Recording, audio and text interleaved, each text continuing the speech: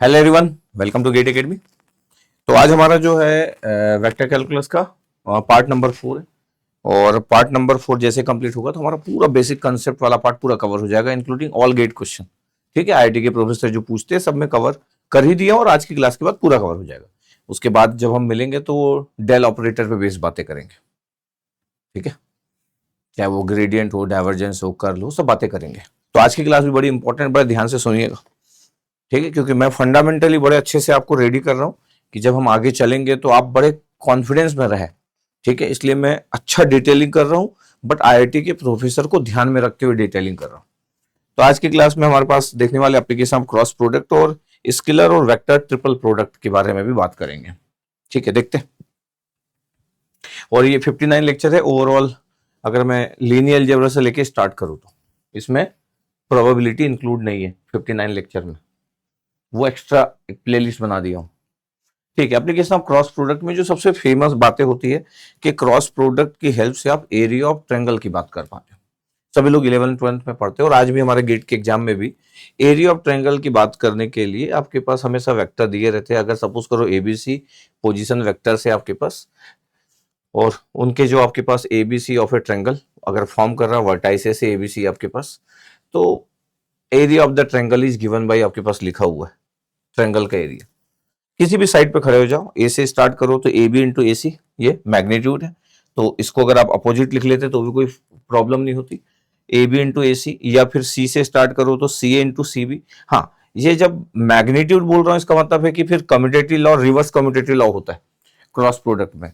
अगर मैं इसको पहले लिखूंगा और इसको बाद में लिखूंगा तो माइनस लगेगा, लेकिन मैग्नीट्यूड है तो इसलिए कोई प्रॉब्लम नहीं। इसका मतलब है कि किसी भी साइड पे आप खड़े हो जाओ, किसी भी एज पे खड़े हो जाओ, और यहाँ पे अगर ए पे हो तो ए बी और ए सी लिखो, चाहे ए सी इंटू ए बी लिखो क्रॉस प्रोडक्ट, या बी पे हो जाओ तो ऐसा लिखो।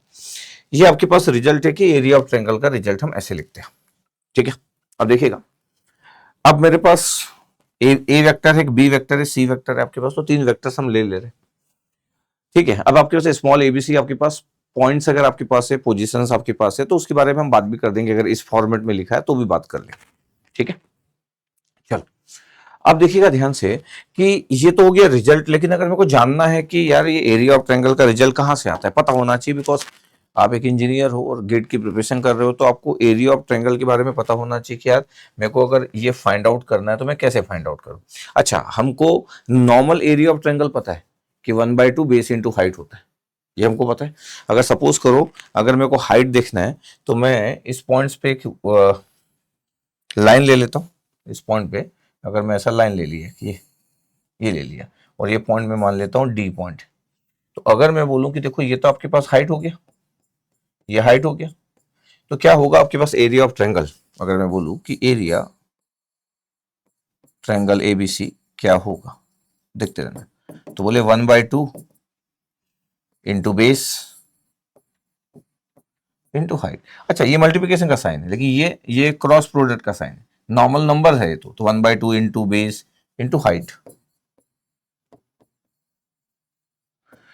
अब आपके पास अगर मैं बोलूं कि 1/2 बेस इंटू हाइट है, बेस क्या है, बेस बोले A B, A B is the base. अगर मैं यहां से देख रहा हूं A B is the base, तो मैं बोल देता हूं कि ए बी आपके पास बेस है। ठीक है, तो ए बी, ये मैग्नीट्यूड डाल दिया, बेस मतलब ए बी वेक्टर है तो ए बी का मैग्नीट्यूड डाल दिया बेस, और हाइट आपके पास जो दिख रहा है वो सी डी हो गया। ठीक है, तो ये बेस का मैग्नीट्यूड और ये आपका हाइट का मैग्नीट्यूड, तो बेस इंटू हाइट आपके पास। तो जिस ट्रेंगल में आपको बेस पता होता है, हाइट पता होता है, जब हम वेक्टर नहीं पढ़ते हैं तो किसी ट्रेंगल का एरिया लोग निकाल पाते हैं, किसी ट्रेंगल का एरिया लोग कैसे निकाल पाते हैं, बेस पता और हाइट पता है तो ट्रेंगल के एरिया लोग निकल लेते हैं, सभी लोग लिख लेते हो, तो क्लास 8 वाला 9th वाला भी लिख लेता है। हम वेक्टर कैलकुलस पढ़ रहे हो और हम बोल रहे कि हमको अगर बेस और हाइट की जगह अगर मेरे पास अगर वेक्टर के फॉर्मेट में अगर सब एजेस पता है एक ट्रेंगल की, तो मैं कैसे फाइंड आउट करूंगा। तो ठीक है, हम लिखे वैसे बचपन में जैसे लिखते थे कि 1/2 बेस इंटू हाइट। बेस आपके पास ए बी है, ये मॉड क्यों डाला, हाइट ये नंबर हुआ ना, जब हम बेस और हाइट लिखते हैं ये ऊपर वाला तो नंबर्स होते, बेस का इतना लेंथ है, हाइट का इतना लेंथ है, ऐसे लिखते हैं ना हम लोग। ठीक है, तो ये बेस का मैग्नीट्यूड है, ये आपके पास हाइट का मैग्नीट्यूड। आप देखिए ना ध्यान से कि अगर मेरे को, जब मैं ले लिया हूं कि हाइट आपके पास सी डी है, और अगर मैं बोलूं कि यार मैं यहाँ पे थीटा आपके पास एक एंगल लिया, अगर मैं ऐसा लिखना चाहूं इसको कैसा, अगर मैं बोलूं कि देखो यहाँ पे अगर मेरे को एंगल लिखना है अगर मैं साइन थीटा लिखूंगा तो क्या होगा, तो कोई बोलेगा सर साइन थीटा आप लिखोगे तो सी डी अपॉन ए सी होगा, बिल्कुल। या आप बोल सकते हो कि सी डी का अगर मैग्नीट्यूड डालना है डिवाइड बाई ए सी। वैसे भी जब कुछ नहीं लिखते तो मैग्नीट्यूड ही होता है, बट एक ही बात है, बोथ आर सेम। क्यों? क्योंकि जब हम कुछ नहीं लिखते इसका मतलब वो मैग्नीट्यूड ही होता है। सी डी अपॉन ए सी लिखे तो C D is the magnitude उस हाइट का, और वो ए सी आपके पास जो दिख रहा है उसका मैग्नीट्यूड। तो आप ऐसा लिखो ऐसा लिखो, एक ही बात है। अब देखो आपके पास सी डी की वैल्यू कितनी होगी, सी डी अगर यहाँ पे लिखा है, इसको अगर मैं रिप्लेस कर दूं तो क्या होगा, 1/2 होगा। ये ए बी था जो बेस था, और सी डी की जगह रिप्लेस होके कितना आ गया, ये ए सी आ गया और साइन थीटा आ गया। ये देखो ध्यान से, ये इतना आ रहा है। अगर आप ध्यान से अगर बोलोगे कि सर एरिया ट्रायंगल एबीसी कितना है पता है आपके पास, 1/2, 1/2, और ये कितना आया था ए बी, ये ए बी जो बेस था, और ये एक एज था आपके पास ए सी, और ये साइन थीटा। ध्यान से देखा जाए कि ये क्या है, ध्यान से देखा जाए कि क्या है, बोले सर ये मैग्नीट्यूड है सर किसका, ए बी वेक्टर और ए सी वेक्टर का। ये कैसे, आपको पता है कि अगर मैं इसको लिखने जाऊं कि ए बी क्रॉस ए सी क्या होता है, अगर मैं इसको लिखने जाऊं कि A B vector into A C vector क्या होता है, तो आप बोलोगे कि एक ए बी होता है उसका मैग्नीट्यूड, एक ए सी उसका मैग्नीट्यूड साइन थीटा, और एक यूनिट नॉर्मल वेक्टर होता है, normal to the surface, normal to the plane. अगर मैं इसका मैग्नीट्यूड निकालूं तो यूनिट नॉर्मल वेक्टर चला जाता है। अगर मैं इसका मैग्नीट्यूड निकालता हूं किसी क्रॉस प्रोडक्ट का, ये मॉड कर देता हूं, तो फिर आपके पास एक ए बी बचता है, ये एक बचता है ए सी, और एक बचता है साइन थीटा, और ये पूरा का पूरा मैग्नीट्यूड है। यही हम लिखे यहाँ पे, ये दिख रहा है ऊपर। इसका मतलब है कि एरिया ऑफ ट्रायंगल एबीसी ये हो गया, एरिया ऑफ ट्रायंगल एबीसी ये हो गया। देखो ध्यान से, यस सर, इतना दिख रहा है आपके पास, देखिए। तो यही आपके पास लिखा था। अच्छा, यही मैं स्टार्ट कर सकता था बी से खड़े होके, यही स्टार्ट कर सकता था सी से खड़े होके, मैं अभी ए से स्टार्ट किया, तो ए से स्टार्ट किया तो बेस लिया, हाइट लिया, प्रूव करना बड़ा आसान है। तो एरिया ऑफ ट्रायंगल का रिजल्ट लिखा हुआ, कहीं से भी स्टार्ट कर सकते हो, सबसे आंसर यही आएगा, सबसे आंसर यही आएगा। आपको एक और मस्त चीज बताता हूं, आप कभी कभी ऐसा हो सकता है आप देखे हो सकता है ना देखे हो। आपको अगर मैं एक बात बोलूं कि आप ऐसा वाला रिजल्ट भी देखे होंगे कि एरिया है एक ट्रायंगल एबीसी आपके पास 1/2 है, आप रिजल्ट देखे होंगे कि ए बी आपके पास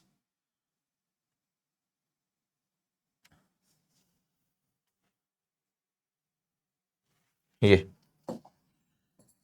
A cross B plus B cross C plus C cross है, ये वाला भी आप देखे होंगे, ये वाला रिजल्ट देखे होंगे। बताओ आपके पास क्या है, ये ट्रायंगल है, ध्यान देखना, ये ट्रायंगल है।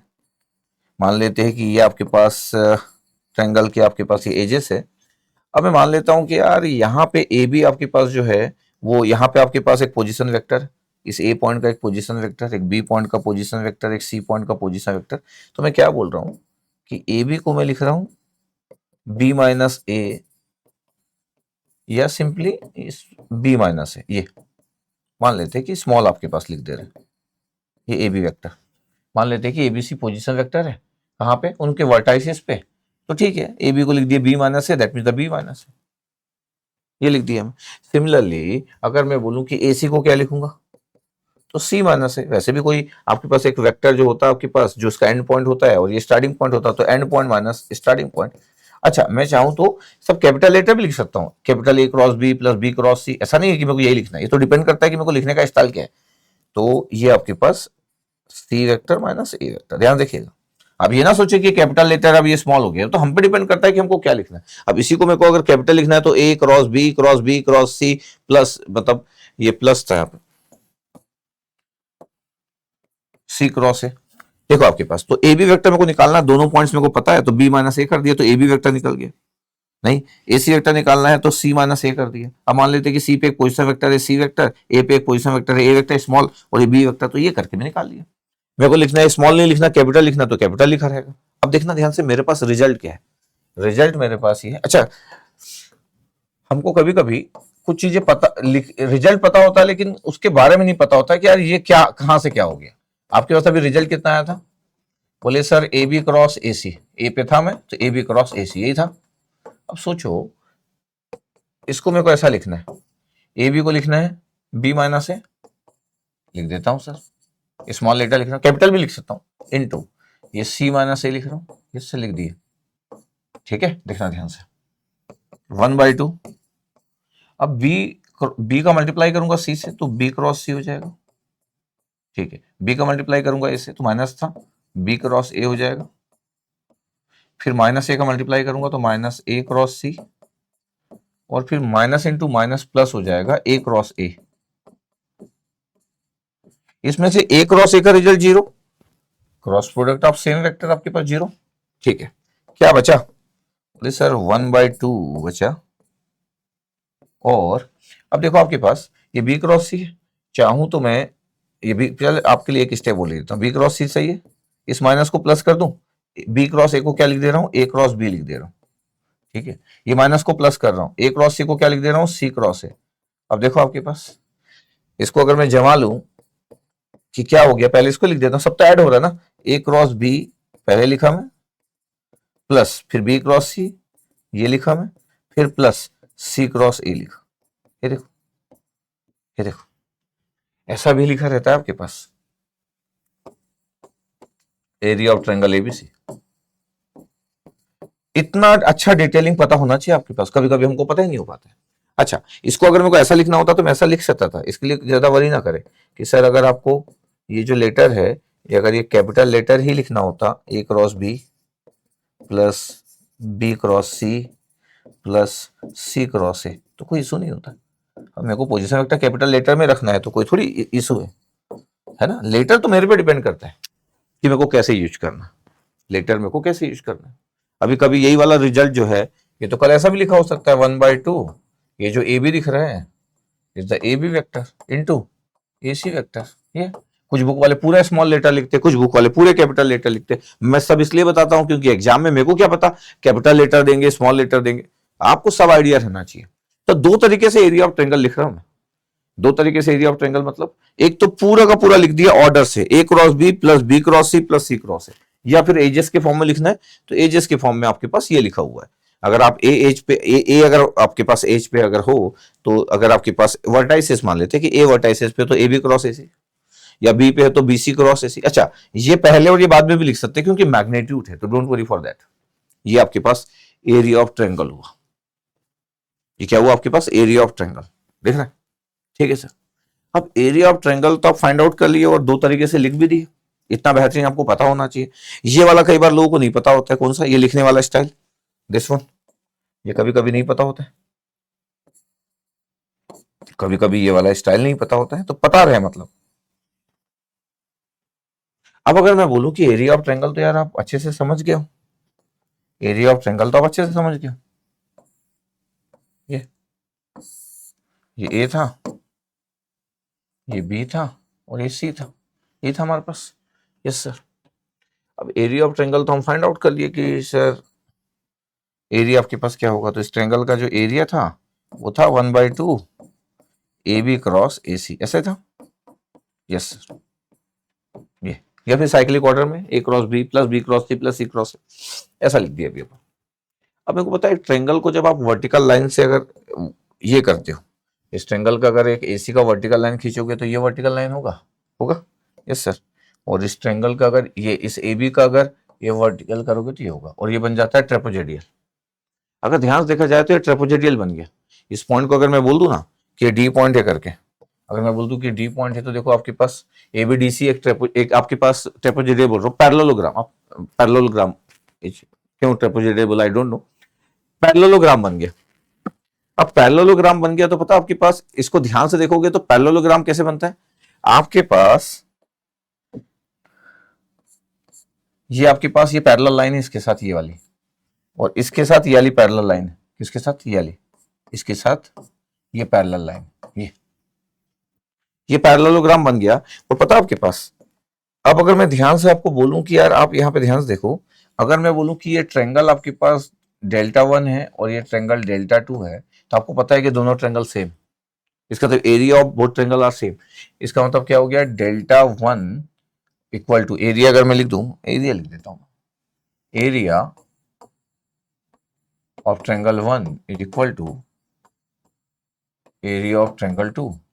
अगर मैं एरिया ऑफ पैरेललोग्राम बोलूं, एरिया ऑफ पैरेललोग्राम, ये पूरा पैरेललोग्राम है A B D C, area of parallelogram अगर मैं बोलूं तो पता आपके पास क्या होगा, area of delta one plus area of delta two. मतलब इस ट्रायंगल का एरिया प्लस इस ट्रायंगल का एरिया, दोनों एरिया मिला दूंगा तो पूरा एरिया बन जाएगा। अच्छा, डेल्टा वन और डेल्टा टू तो सेम है, तो आप ये भी बोल सकते हैं कि twice into area of delta one. जो ट्रायंगल दिख रहा है आपके पास, इसका एरिया आपके पास जो होगा 2 टाइम्स होगा, क्योंकि ये और ये ट्रायंगल तो सेम ही बनेंगे ना, पैरेलल लाइन से बने। अच्छा, तो 2 मल्टीप्लाई किए और एरिया ऑफ डेल्टा वन, इस ट्रायंगल का एरिया कितना होता है, बोले ये होता है 1/2 ए बी क्रॉस ए सी। इसका मतलब क्या है सर, जो 1/2 था वो चला गया, 1/2 से कैंसिल आउट हो गया, और पता आपके पास क्या बन गया सर, जो आप जानते थे वही बन गया ए बी क्रॉस ए सी। मतलब ट्रायंगल का अगर आपको एरिया का रिजल्ट पता है तो आपको पैरेललोग्राम का भी पता होगा, वो 2 चला जाएगा, क्योंकि पैरेललोग्राम का एरिया उस ट्रायंगल के एरिया से डबल होगा जिस ट्रायंगल को आप जानते हो जी।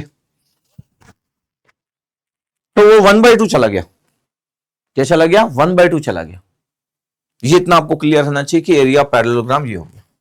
अच्छा, कई बार लोग सोचते हैं कि सर सिर्फ रिजल्ट याद करेंगे। रिजल्ट याद करने से कभी कभी प्रॉब्लम क्या होती है, आप तो रिजल्ट याद करके गए, फिर किसी के क्वेश्चन लिखने का तरीका जो है वो आपके कंफर्ट को और आपके रिजल्ट को ब्रेक करता हुआ कोई क्वेश्चन फ्रेम कर रहा है, क्योंकि उनको पता है किसी को रिजल्ट पता है, चलो उसको कंफ्यूज कर देते हैं रिजल्ट पता होने वाले को, फिर वो क्वेश्चन का अपना तरीका चेंज करते हैं, तो कभी कभी कंफ्यूजन हो जाता है, हम अच्छे से हैंडल नहीं कर पाते, क्योंकि हमको तो रिजल्ट पता था। इसलिए मेरा पढ़ाने का तरीका ऐसा ही होगा। देख लो क्यों ऐसा हुआ कि 1/2 चला गया, पता रहना चाहिए। तो एरिया पैरेललोग्राम हुआ। अब जैसे area parallelogram simple cross product था, यहाँ पे एक्स वाई के फॉर्म में लिखा है, प्रूफ तो मैं कर चुका हूं। एक्स वाई के फॉर्म में लिखा है, ये आपके पास एक्स का लेंथ है, ये एक्स आपके पास, ये वाई का लेंथ। देखो पैरेललोग्राम बना दी, तो इसका ओवरऑल आपके पास एरिया कितना होगा, इस वाले का ओवरऑल एरिया, एक्स और वाई का क्रॉस प्रोडक्ट, यही हम बात कर रहे थे अभी, ये हम बात प्रूव किया ना, A B cross A C, A B cross A C का बस क्रॉस प्रोडक्ट, उसका मैग्नीट्यूड, ये एक्स और वाई का क्रॉस प्रोडक्ट, उसका मैग्नीट्यूड, तो एक्स वाई साइन थीटा होता ही, आपको पता ही है। मान लेते हैं कि क्रॉस प्रोडक्ट कैसे निकालते हैं, तो आपको पता ही है कि यार क्रॉस प्रोडक्ट तो निकालने का तरीका होता है आई जे के, और ये एक्स के कोफिशिएंट मान लेते हैं, ये वाई के कोफिशिएंट, तो ये लिखा हुआ है, इट्स ओके, किसी भी तरीके से लिख सकते हैं। अब मैं एक्स वाई के फॉर्म में लिख दिया, अब मैं किस फॉर्म में लिख दिया, एक्स वाई के फॉर्म में लिख दिया।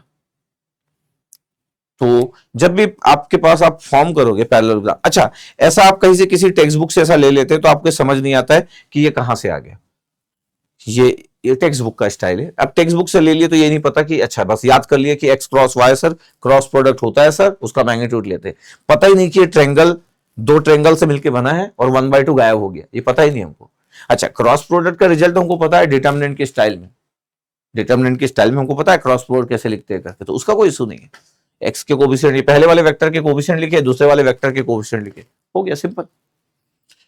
तो एरिया ऑफ पैरेललोग्राम वाला पार्ट या एरिया ऑफ ट्रायंगल वाला जो पार्ट होता है, ये best application of cross product होता है। क्या क्वेश्चन इस पे आते हैं सर? हाँ, इस पे क्वेश्चन आते हैं, ऐसी बात नहीं है कि क्वेश्चन नहीं आते, क्वेश्चन आते हैं। ठीक है, आई होप आपको इतना क्लियर हो गया। ये 2012 का क्वेश्चन था। ठीक है, अब क्वेश्चन आते बोल रहे तो देखना भी पड़ेगा। 2012 आईआईटी दिल्ली का क्वेश्चन था, और क्वेश्चन नंबर 18 तक पहुंच चुका हूं मैं अभी तक वेक्टर कैलकुलस के अंदर। क्वेश्चन नंबर 18, एग्जाम्पल तो मैं कराते जा रहा हूं, लेकिन क्वेश्चन 18 क्वेश्चन तक पहुंच चुका हूं। अब क्या था, बोला कि एक पैरेललोग्राम है OPQR, एक पैरेललोग्राम दिख रहा है आपको, OPQR, OP के पैरेलल में है RQ, अगर ध्यान देखोगे, और OR के पैरेलल में होगा PQ, ऐसे बनता है पैरेललोग्राम। तो OPQR आपके पास और स्केच आपके पास दिख रहा है, और OP की वैल्यू गिवन है, अगर ध्यान से देखा जाए तो OP वेक्टर की वैल्यू गिवन है AI plus BJ, OP vector की वैल्यू, ये वाली वेक्टर की वैल्यू गिवन है, देखो OP वेक्टर की वैल्यू गिवन है, और फिर OR वेक्टर की वैल्यू भी गिवन है, ये OR वेक्टर की वैल्यू गिवन है। तो बस ये दो ही तो पता होना चाहिए आपको, और बोला कि एरिया ऑफ पैरेललोग्राम क्या होगा, फिर ऑब्जेक्टिव क्वेश्चन ये। तो अगर आपके पास OP और OR दिए हैं, मतलब वो आपके पास ये दिए, तो सिंपल क्रॉस प्रोडक्ट, तो OP क्रॉस OR कर देंगे अपन, ये तो होता है, ये तो हम पढ़ के आ रहे हैं। क्या हो गया आपके पास, डिटर्मिनेंट पहले कर लो, अच्छा मैग्नीट्यूड बाद में कर लेंगे अपन। आई जे के, डिटरमिनेंट तो फिर आपको पता ही है, ये ए आ गया, ये आ गया बी, और के कैप नहीं था, ये आ गया सी, ये आ गया डी, और यहाँ पे भी नहीं था। तो वैल्यू कितनी आई आई कैप के साथ, वैल्यू कितनी आई, चलो 0 - 0, आई कैप 0 हो गया, माइनस जे कैप के साथ कितना है, ये गया ये गया, A × 0 0, C × 0, ये भी 0 आ गया। फिर के कैप के साथ कितना आया, तो के कैप के साथ आया, ये गया ये गया, AD - BC, तो AD - BC, ये आ गया आपके पास OP × OR, OP × OR, ये। तो ध्यान से देखा जाए कि OP × OR क्या आया रिजल्ट, तो ये आया AD - BC, AD - BC के। अब मेरे को तो मैग्नीट्यूड चाहिए, ध्यान से अगर देखा जाए हमको क्या चाहिए, मैग्नीट्यूड चाहिए, कि एरिया जो होगा आपके पास, एरिया ऑफ पैरेललोग्राम जो था,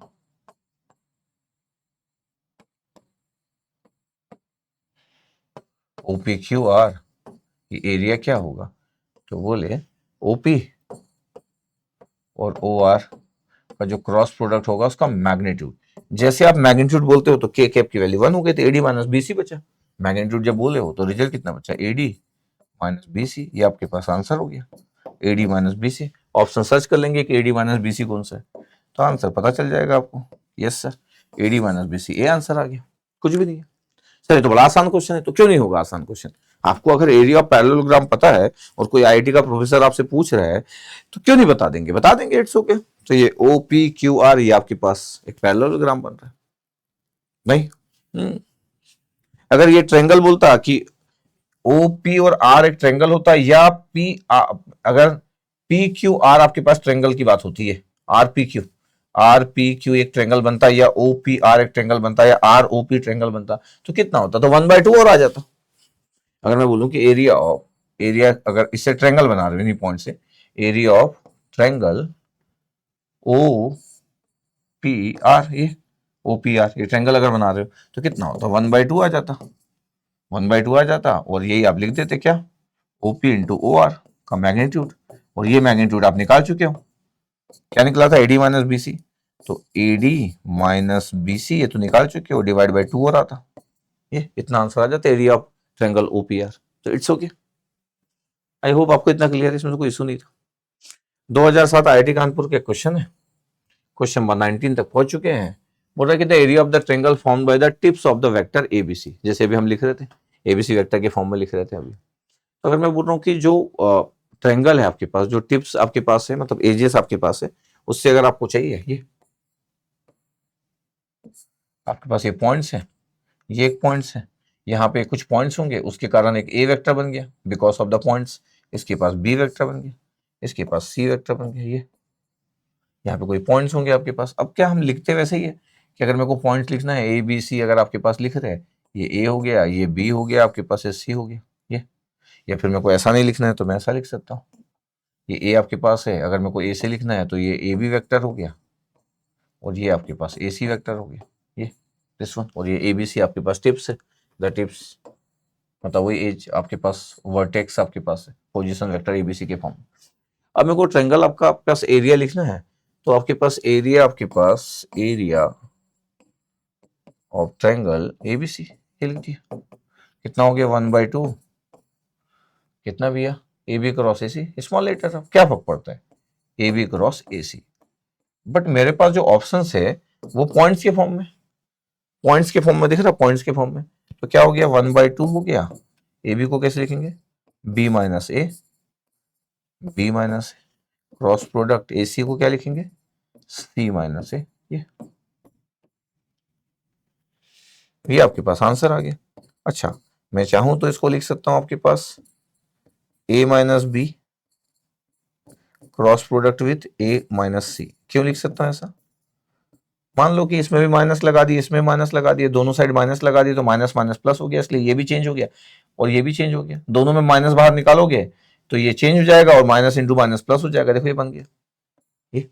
तो ये भी ये भी आपके पास यही है आंसर, ये भी सही है आंसर, ये भी सही है, देखो जरा ध्यान से, A - B × A - C, ये भी आंसर आ गया। और वैसे भी क्रॉस प्रोडक्ट होता है आपके पास। अच्छा ये आंसर सही है। अच्छा ये आंसर सही हो सकता था क्या? ये आंसर सही हो सकता था, ये गलत लिखा है। ये आंसर सही कैसे बना सकते थे? करेक्ट आंसर अगर मैं बोलूं तो ये तो सही हो गया। 1/2 चाहते तो A B cross,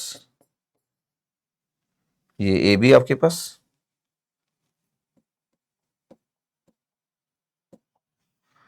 A cross B plus B cross C plus C cross A भी आंसर हो सकता था आपके पास। अगर ये होता तो ये भी आंसर होता, अगर ऐसा होता तो एमएस की क्वेश्चन होता और ये होता, ये भी आंसर होता। कैसे? ये देखो अभी इतना आया, इसको ब्रैकेट ओपन कर लो चाहे इसका ब्रैकेट, किसी का भी ओपन कर लो, ये तो ये और ये तो माइनस होगा, बिल्कुल सही बात है, ये और ये भी माइनस होगा, तो दो माइनस का मल्टीप्लाई होकर प्लस हो गया, इसलिए ये और ये बराबर है।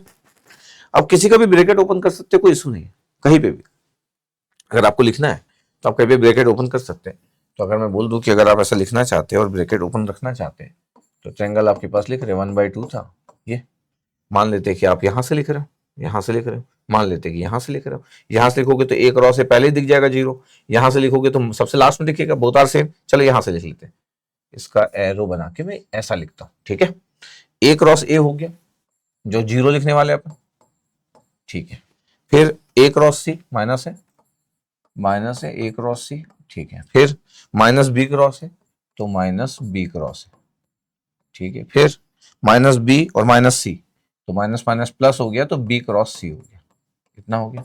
इसमें से ये तो 0 ही हो गया, कौन सा, ये टर्म तो 0 हो गया, तो इसमें कोई इशू नहीं है हमको, इस तरह इसमें कोई इशू नहीं। 1/2 बाहर है, अब बताओ ये जो माइनस ए क्रॉस सी है ये कितना हो जाएगा, प्लस करोगे तो सी क्रॉस ए हो जाएगा, माइनस माइनस प्लस हो गया तो इंटरचेंज कर दिए, बी क्रॉस ए को प्लस कर लो, हाँ सर, तो ए क्रॉस बी हो जाएगा, यस सर।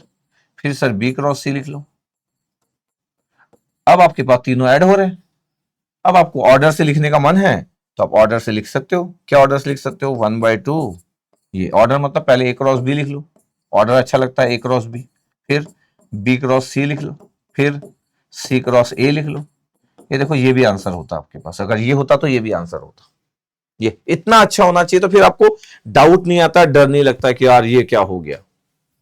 ये देखो मैं चाहता हूं कि इतना डिटेल में आपको पता हो, लिखने का स्टाइल पता हो, क्या लिखा है ये पता हो, किस फॉर्मेट में कोई बोल रहा है, क्वेश्चन बोल रहा है। अब वो टिप्स बोल दिया था आपके पास, तो जो वर्टेक्स थे A vector B vector C vector the position vector, अगर मेरे को वेक्टर ए भी निकालना तो बी माइनस है, ए सी निकालना है तो सी माइनस है। तो ये आपके पास जो रिजल्ट था वो हम लिखे, ये हमारा रिजल्ट है आपके पास। ये एक साइड है ए बी और एक साइड है ए सी, वेक्टर है ए बी पूरा आपके पास वेक्टर ए बी बन गया जो ए से बन रहा है, एक ए सी बन गया जो ए से बन रहा है। अब इसको ए जे उसके पास वर्टेक्स के फॉर्म में लिखना है तो बी माइनस ए, ये सी माइनस है, तो वैरायटी ऑफ स्टाइल है आपके पास। ओके, आई होप आपको क्लियर हो गया।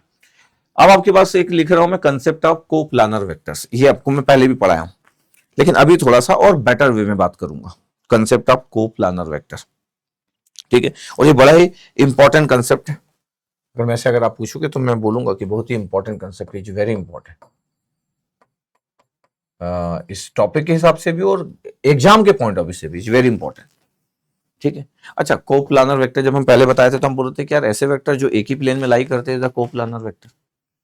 को planner vectors are vector that lie in the same plane, एक ही प्लेन में लाई करते हैं आपके पास वो है। In other words they are vectors that can be represented as lying in a single plane, एक सिंगल प्लेन में लाई कर रहे हैं आपके पास, को प्लानर वेक्टर होते हैं। Without any component perpendicular to that plane, इस प्लेन के परपेंडिकुलर वाला कंपोनेंट्स के बिना, ऐसा नहीं होगा कि इस प्लेन का एक परपेंडिकुलर है वो वाला कंपोनेंट, नहीं नहीं, इस प्लेन में जो लाई कर रहे हैं, क्योंकि इस प्लेन में लाई कर रहे हैं तो किसी का क्रॉस प्रोडक्ट करोगे तो वो तो परपेंडिकुलर ही आ जाएगा इस प्लेन के, वो कंपोनेंट नहीं, without any components in the perpendicular of this plane.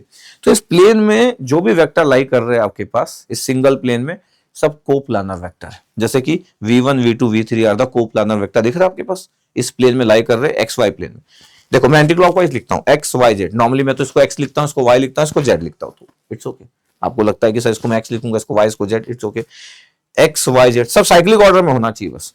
तो v1 v2 v3 are the coplanar vectors, एक ही प्लेन में लाई कर रहा है, दिख रहा है प्लेन दिख रहा है, वाई एक्स वाई प्लेन क्यों बोल रहा हूं, बिकॉज इसको एक्स लिखा हो इसको वाई लिखा हो, तो एक्स वाई प्लेन में लाई कर रहा है, ठीक है। तो आपके पास अगर मैं फ्रॉम फिगर बोलूं, अगर आप ध्यान से देख रहे होंगे कि from figure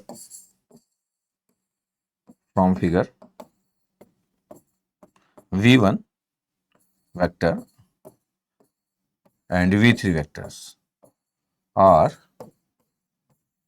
coplanar vector, coplanar vector, ये एक ही प्लेन में लाई कर रहा है। अब ये तो हो गया फिगर वाइज की, ठीक है सर फिगर इट्स ओके। जब मैं इसकी मैथमेटिकल कंडीशन की बात करता हूं तो वो बड़ा इंटरेस्टिंग होता है कि मैथमेटिकल कंडीशंस अगर आपको देखना है कि कोई वेक्टर्स अगर आपके पास दिया तो कोप्लानर वेक्टर्स कैसे होगा, वो बड़ा इंटरेस्टिंग है। ये तो सिंपल है कि कंसेप्ट है, बट अभी देखते हैं कि स्टार्ट किया अभी इस टॉपिक के बारे में बात कर। अब है क्या कि प्रॉपर्टीज ऑफ कोप्लानर वेक्टर लिखा है कि यार जो कोप्लानर वेक्टर होते हैं ना वो ना लीनियरली डिपेंडेंट होते हैं। That meanings vectors can be, meaning that one vector can be express as a linear combination of other. ये आपके पास एक इंपॉर्टेंट प्रॉपर्टी है, ये एक इंपॉर्टेंट प्रॉपर्टी, ये वेरी इंपॉर्टेंट प्रॉपर्टी। अगेन ये एक इंपॉर्टेंट प्रॉपर्टी, इसके बारे में आइडिया लोग कम रखते हैं। मेरे को लगता है कि गेट वाले लोग कम आइडिया रखते हैं, गेट वाले एस्पिरेंट लोग कम आइडिया रखते हैं। ठीक है, अब देखते जाइएगा मैसेज जब आप पढ़ रहे हो तो आपका आइडिया सबसे बेस्ट होना चाहिए, ऐसा मैं मानता भी हूँ। इसको यूज करेंगे कि यार ये लीनियरली डिपेंडेंट क्या होता है। अगर आप लीनियर अलजेब्रा पढ़े हो तो खूब लीनियरली डिपेंडेंट की बात की है, और मैं तो बोलता भी था कि अगर आपके पास रोस अगर लीनियरली डिपेंडेंट है डिटरमिनेंट विल बी जीरो। अगर आपको याद होगा तो कॉलम्स डिपेंडेंट है तो आपके पास क्या होगा, डिटरमिनेंट विल बी जीरो, अगर आपको याद होगा तो, क्योंकि फिर मैं किसी रो या कॉलम को जीरो बना सकता था। ऐसी बातें करते थे हम लोग, है ना, डिपेंडेंसी की बातें करते थे लीनियर अलजेब्रा में। ठीक है, इस पे आएंगे भी अपन। कंडीशन फॉर कोप्लानर वेक्टर लिखा है कि A dot B cross C equal to zero. तो ए बी सी वेक्टर्स जो है वो कोप्लानर है आपके पास, ए बी सी वेक्टर्स जो है आपके पास वो कोप्लानर वेक्टर है अगर A dot B cross C equal to zero. अच्छा हाँ, और यही सबसे इंपॉर्टेंट है। अगर मैं गेट का एस्पिरेंट हूं तो यही मेरे लिए सबसे इंपॉर्टेंट होने वाला है कि A dot B cross C है। अब सोचो तीन वेक्टर है आपके पास, एक मैं प्लेन ले लेता हूं, ठीक है, एक प्लेन सिलेक्ट करता हूं, एक प्लेन सिलेक्ट कर लेता हूं मैं, कोई बात नहीं।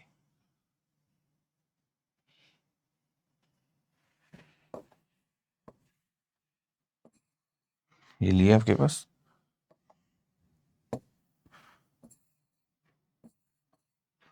ये ले लिया मैं बी वेक्टर, ये ले लिया मैं सी वेक्टर, और ये ए वेक्टर ले लेता हूँ। तीन वेक्टर ले लेता हूँ और एक ही प्लेन पे लिया हूँ ए वेक्टर। मान लेते हैं कि प्लेन पी है, द प्लेन पी, प्लेन का नाम दे दिया प्लेन पी। अब देखो आपके पास बी बी और सी, अगर आपके पास इस प्लेन पी में बी और सी, तो बी और सी का क्रॉस प्रोडक्ट क्या होगा, बी और सी का आपके पास एक प्लेन में बी और सी रखे हुए हैं, बी और सी का क्रॉस प्रोडक्ट क्या होगा। अगर मैं बोलूं कि क्रॉस प्रोडक्ट क्या होना चाहिए बी और सी का, बोले बी क्रॉस सी का जो क्रॉस प्रोडक्ट होते हैं मान लेते हैं डी। अब आपको पता है प्रॉपर्टी क्या, पता है, ध्यान से समझना कि बी और सी का क्रॉस प्रोडक्ट आपके पास हम फाइंड आउट कर रहे हैं। तो बी और सी का जो क्रॉस प्रोडक्ट निकाल रहे हैं उसका वेक्टर डी आ रहा है, क्योंकि हमको पता है क्रॉस प्रोडक्ट एक वेक्टर प्रोडक्ट होता है। आपको पता है ये डी वेक्टर क्या होता है, डी वेक्टर की प्रॉपर्टी क्या होती है, बिल्कुल पता है सर। दो वेक्टर का अगर मैं क्रॉस प्रोडक्ट करता हूं तो जो रिजल्टेंट वेक्टर होता है उस जो दो वेक्टर्स निकाले उनके परपेंडिकुलर होता है। क्यों, क्योंकि वो उस प्लेन के नॉर्मल होता है। इसका मतलब डी वेक्टर बी और सी के परपेंडिकुलर होगा। इसका मतलब है कि डी वेक्टर जो होगा वो dot product with B zero होता है। Yes we know that. D vector जो होगा वो सी के साथ डॉट प्रोडक्ट जीरो होता है। तभी तो हम बोलते हैं कि डी वेक्टर जो है वो perpendicular with the B vector है, डी वेक्टर जो है वो perpendicular with the C vector है। अगर बी क्रॉस सी से रिजल्टेंट डी वेक्टर आ रहा है, ऑलरेडी वी नो दैट, यही मैं पढ़ाया हूं आपको क्रॉस प्रोडक्ट में। ठीक है, इसका मतलब D vector perpendicular to the B and C है। ठीक है, तो dot product will be zero, it's okay. अब सोचो अगर मैं बोलूं कि आपके पास एक और वेक्टर ए है जो प्लेन पी में लाई कर रहा है, if vector A, if vector A lies in same plane P, then अगर ये सेम प्लेन में लाई कर रहा है देन, अब आपके पास क्या होगा, अगर सेम प्लेन में लाई कर रहा है तो सेम प्लेन में लाई कर रहा है तो जो डी वेक्टर होगा देन डी वेक्टर जो होगा वो तो परपेंडिकुलर विद ए होगा, D vector is perpendicular with the A vector. क्यों, बी और सी अगर ये सेम प्लेन में लाई कर रहा है जहां पे बी और सी थे, तो बी और सी के साथ अगर ए वेक्टर भी अगर सेम प्लेन में लाई कर रहा है, vector A lies in same plane, जो बी और सी आपके पास था, बी और सी क्रॉस प्रोडक्ट निकाले तो बी और सी आपके पास एक प्लेन पी में रखे। ठीक है, अब मैं बोल रहा हूं उसका एक क्रॉस प्रोडक्ट निकाले जो डी वेक्टर निकला। अब डी वेक्टर तो बी और सी के साथ परपेंडिकुलर होगा, लेकिन मैं एक और वेक्टर लिया और मैं बोल रहा हूं कि अगर वो भी सेम प्लेन पी में है तो फिर तो डी वेक्टर इसके साथ भी परपेंडिकुलर होगा। इस प्लेन में अगर हजारों वेक्टर होंगे तो सबके साथ परपेंडिकुलर होगा आपके पास वो वेक्टर जो कि किसी एक क्रॉस प्रोडक्ट से निकला है जो उस प्लेन में था। मतलब मेरे पास दो वेक्टर है, एक प्लेन में रखे, अब उसका क्रॉस प्रोडक्ट निकालने के बाद जो वेक्टर बनता है वो परपेंडिकुलर टू दिस प्लेन होता है। अब इस प्लेन में कितने भी वेक्टर हो वो सबके साथ परपेंडिकुलर होगा। मान लेते एक और वेक्टर ए, तो इसके साथ भी परपेंडिकुलर होगा। अब इसके साथ भी परपेंडिकुलर होगा तो क्या कंडीशन हुई सर? कंडीशन ये हुई, क्या कंडीशन हुई कि sir D vector A vector के साथ डॉट प्रोडक्ट जीरो बनाएगा क्योंकि परपेंडिकुलर है। बिल्कुल सही है। अब डी वेक्टर है क्या? डी वेक्टर है क्या? बोले सर डी वेक्टर तो अपन निकाले थे, डी वेक्टर है क्या? तो डी वेक्टर तो सर बी क्रॉस सी है, तो B cross C dot product with A vector equal to zero. या मैं इसको ऐसा भी लिख सकता हूं, डॉट प्रोडक्ट तो कम्यूटेटिव लॉ को फॉलो करता है, तो मैं ए को पहले लिख लेता हूं, A dot B cross C is equal to zero. इसका मतलब है कि अगर ऐसा है तो A B C are coplanar vectors. तो A vector B vector C vector are the coplanar vector. इसलिए बोला जाता है कि अगर आपके पास एक प्लेन में आपके पास अगर ये तीनों वेक्टर्स है तो ये कंडीशन है भैया। ये कैसे आया? Is very very important, is very important. अच्छा, हो सकता है कि किसी को ये प्रूफ कोई व्यक्ति पहले ना पढ़ा हो। आप कमेंट सेक्शन में जरूर बताइएगा कि ये सब आपको पता है कि नहीं, इस तरीके से आप पूरा पढ़े हो कि नहीं, इतना आपको आता है कि नहीं। क्योंकि में से तो आप पहली बार ही वेक्टर कैलकुलस पढ़ रहे हो, ठीक है, मैं तो पढ़ाया नहीं वेक्टर कैलकुलस कभी, तो क्या आपको पहले से सब इस तरीके से पता है? कई बार आपको पता होता है लेकिन रिजल्ट कोई बता दिया आपको, लेकिन आपको ये नहीं पता कि यार ये सब कहां से आ गया, व्हाट इज दिस। कई बार तो मैं देखता हूं कि एक स्टूडेंट को कोप्लानर वेक्टर के बारे में भी नहीं पता अच्छे से कि what is the meaning of coplanar vector. ये आपके पास है ए डॉट बी क्रॉस सी, देखा आपके पास। अच्छा, इसका जो रिजल्ट होगा वो स्केलर होगा, तीन तीन वेक्टर है। अगर ध्यान से देखा जाए तो बी क्रॉस सी तो एक वेक्टर आएगा, लेकिन डॉट प्रोडक्ट ए के साथ करोगे तो एक स्केलर क्वांटिटी आएगा, इसलिए जीरो लिखा हुआ है। ठीक, तो अगर ये जीरो आता है आपके पास तो ये कोप्लानर वेक्टर होगा। वेरी गुड थिंग, थोड़ा प्रूफ भी कर दिया मैं।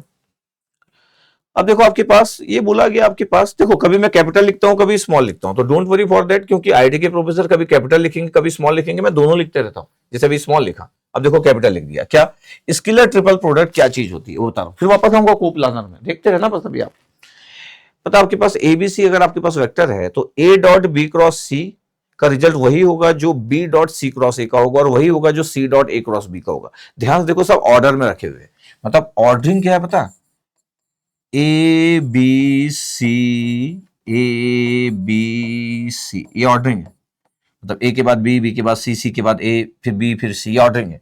इसलिए ये देखो A B C, B C ए, क्योंकि सी के बाद फिर से आता है B C A, C A B, ये ऑर्डरिंग है। कुछ भी लिखो सब सही होगा।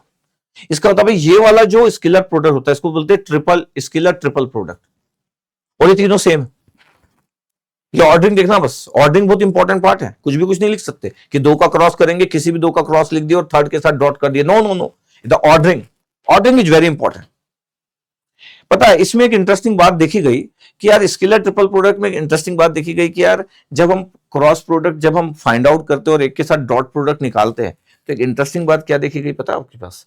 ये देखा गया कि ये साइक्लिक ऑर्डर में है, तो देखा गया कि अगर तीनों के कोफिशिएंट को, ये तीनों के कोफिशिएंट को अगर मैं डिटर्मिनेंट के फॉर्म में रख दूं, मतलब ए का कोफिशिएंट, बी का और सी का, तो जो डिटर्मिनेंट होगा वो ए स्केलर ट्रिपल का आपके पास ये जो देखता है ये रिजल्ट देता है स्केलर ट्रिपल। सर इसमें तो वेक्टर मिलेगा, नहीं नहीं आईजे के नहीं लिखा है, ए के कोफिशिएंट, बी के कोफिशिएंट, सी के कोफिशिएंट।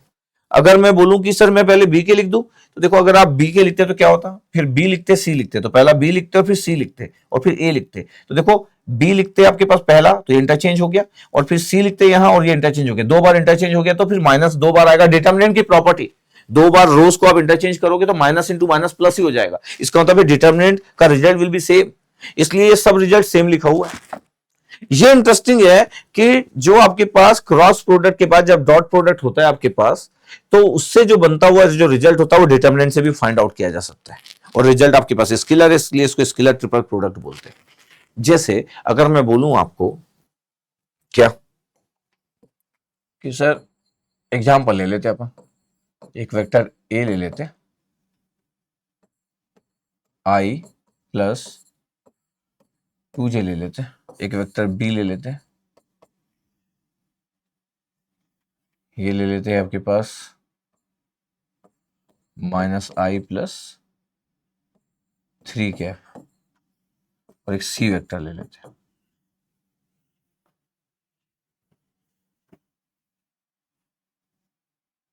ठीक है, तो ये ले लेते हैं आपके पास 4j, ये ले लिया, ऐसा करके ले लिया वेक्टर। ठीक है, आपको दिख रहा है, देखना ऐसा एग्जांपल यार, कुछ भी डेटा ले लिया। अब मेरे को क्या फाइंड आउट करना है पता है, अब मेरा ऑब्जेक्टिव क्या है पता है, मेरे को फाइंड आउट करना है ए वेक्टर के साथ डॉट प्रोडक्ट होगा, बट किसका, बी क्रॉस सी का। ये मेरे को फाइंड आउट करना है। अब मैं बोलूंगा यार मेरे को बी क्रॉस सी फाइंड आउट करना है, मैं बी क्रॉस सी के लिए डिटर्मिनेंट यूज कर सकता हूँ, लेकिन इसलिए नहीं कर रहा हूँ क्योंकि बड़ा सिंपल है। तो बी क्रॉस सी क्या होगा, माइनस आई इंटू 4j करेंगे तो आई इंटू जे करेंगे तो के आएगा, आई इंटू जे के आएगा, लेकिन माइनस और 4, तो -4 के साथ आई इंटू जे किया तो कितना आ गया, के आ गया, तो -4 के कैफ हो गया। फिर के इंटू जे करेंगे तो के इंटू जे करेंगे तो माइनस आई आएगा, और 3 इंटू 4 करेंगे 12, तो -12 आई हो गया, ऐसे हो गया। अच्छा, B cross C cross product तो सर आप डिटर्मिनेंट से करते हो, मैं बोल रहा हूँ जब बड़ा सिंपल रहता है ना, तो बी क्रॉस सी के लिए आपको जरूरत नहीं पड़ती कि मैं डिटर्मिनेंट बनाऊं। अदरवाइज तो बी क्रॉस सी अगर मेरे को करना है तो मैं ऐसा भी कर सकता हूँ, मतलब अगर आपको हमेशा यही पसंद है कि सर मेरे को तो यही पसंद है सर, हर बार तो मैं डिटर्मिनेंट लिखना चाहता हूँ, बी के कोफिशिएंट क्या है, बोले -1 है, जे 0 है और के कितना है, बोले 3 है। फिर सी के कोफिशिएंट कितना है, बोले 0 है, 4 है और 0 है, ऐसा हो गया ये। तो अगर मैं ध्यान से देखूं तो आई के साथ क्या आ रहा है, बोले आई के साथ आ रहा है सर 0 -12, फिर माइनस जे के साथ कितना आ रहा है, तो ये आ रहा है सर ये गया 0 -0 सर। फिर के कैप के साथ कितना आ रहा है, ये गया ये सर -1 इंटू 4 तो -4 और -0, तो कितना आ गया आपके पास, बोले -12 आई, -4 के। अब ये बताओ कि इतना मेहनत करने के बाद ये आएगा, ये डायरेक्ट आ गया था। जब बहुत सिंपल रहता है तो आप सीधे कोफिशिएंट मल्टीप्लाई कर सकते हो, आंसर तो सेम ही आने वाला है, इसमें इशू तो है नहीं कि आंसर कुछ अलग आ जाएगा। अच्छा, अभी हमारा एक चीज बच गया। अच्छा, मेरे को निकालना क्या था, मेरे को निकालना था सर ए डॉट। अब मेरे को ए डॉट करना है यार बी क्रॉस सी के साथ, डॉट प्रोडक्ट करना है जो बी क्रॉस सी निकला है। ए में क्या है, बोले आई है, तो आई है क्या यहाँ पे, तो आई इंटू आई 1 होता है, तो -12 बच गया, ठीक है। फिर इसमें जे है, तो 2j इसमें जे है क्या, नहीं है। के इसमें है क्या, नहीं है, तो आंसर इज -12। सिर्फ इसमें जे है लेकिन इसमें जे नहीं है, तो डॉट प्रोडक्ट जे का 0 इसके साथ में, और आई के साथ आई इंटू आई 1, तो -12 आ गया, तो ए डॉट बी क्रॉस सी -12, तो आंसर आपके पास -12 आ गया। ये -12 इज द आंसर। ये देखो ध्यान से, ए डॉट बी क्रॉस सी किया। अब सर क्या आप ये बोलना चाह रहे हो कि ये मैं क्रॉस प्रोडक्ट बिना किए मतलब एक बार में सॉल्व कर सकता हूं? मैं यही बोल रहा हूं कि देखा गया बाद में, क्या देखा गया कि यार हम तो ना ए वेक्टर फिर से लिख देता हूं, ए वेक्टर की वैल्यू कितना है, आई प्लस 2j। ये देखा गया, इंटरेस्टिंग बात देखी गई, तभी तो रिजल्ट बनते जाते हैं पूरे। हर बार जब पहली बार जब होता होगा, उसके बाद इतने सारे जब रिजल्ट इस दुनिया में बने तो सब एनालिसिस की बात ही बने। देखा गया कि यार ये तो एक इंटरेस्टिंग चीज बन रहा है। ठीक है, इतना ही था। Yes sir. अब मैं बोल रहा हूं कि मेरे को निकालना है ए डॉट बी क्रॉस सी, ये पता है आपके पास। अब मैं बोल रहा हूं, इसको लिख रहा हूं डिटरमिनेंट के अंदर, ए के कोफिशिएंट लिख रहा हूं, ए के कोफिशिएंट 1 2 और के में नहीं है 0, बी के कोफिशिएंट -1 और 0 और 3, और इसके कोफिशिएंट सर, इसके कोफिशिएंट है सर 0 4 और 0, बस डिटरमिनेंट सॉल्व करना है। अब मैं बोलूंगा कि 1 के साथ आपके पास क्या आएगा, इस 1 के साथ ये कैंसिल 0 -12, 0 -12 इस 1 के साथ आ गया, 0 -12, -2 के साथ, -2 के साथ ये कैंसिल 0 -0, और 0 के साथ तो 0 था, पता आंसर इज -12। देखो आंसर इज -12 आ गया, ए डॉट बी क्रॉस सी। एक इंटरेस्टिंग बात, इसको बोलते हैं, ये जो लिखा हुआ आपके पास इसको बोलते हैं एबीसी बॉक्स। इसी स्टाइल को ABC box, this the style, ये मैंने किया, ये इन जनरल इसको स्टाइल बोला गया। एक बॉक्स आपके पास, एबीसी बॉक्स बोलने का मतलब होता है ए डॉट बी क्रॉस सी। ये स्केलर ट्रिपल प्रोडक्ट होता है, वाई स्केलर, क्योंकि रिजल्ट इज स्केलर, तो स्केलर ट्रिपल प्रोडक्ट ये आपके पास होता है, जो वेरी इंटरेस्टिंग।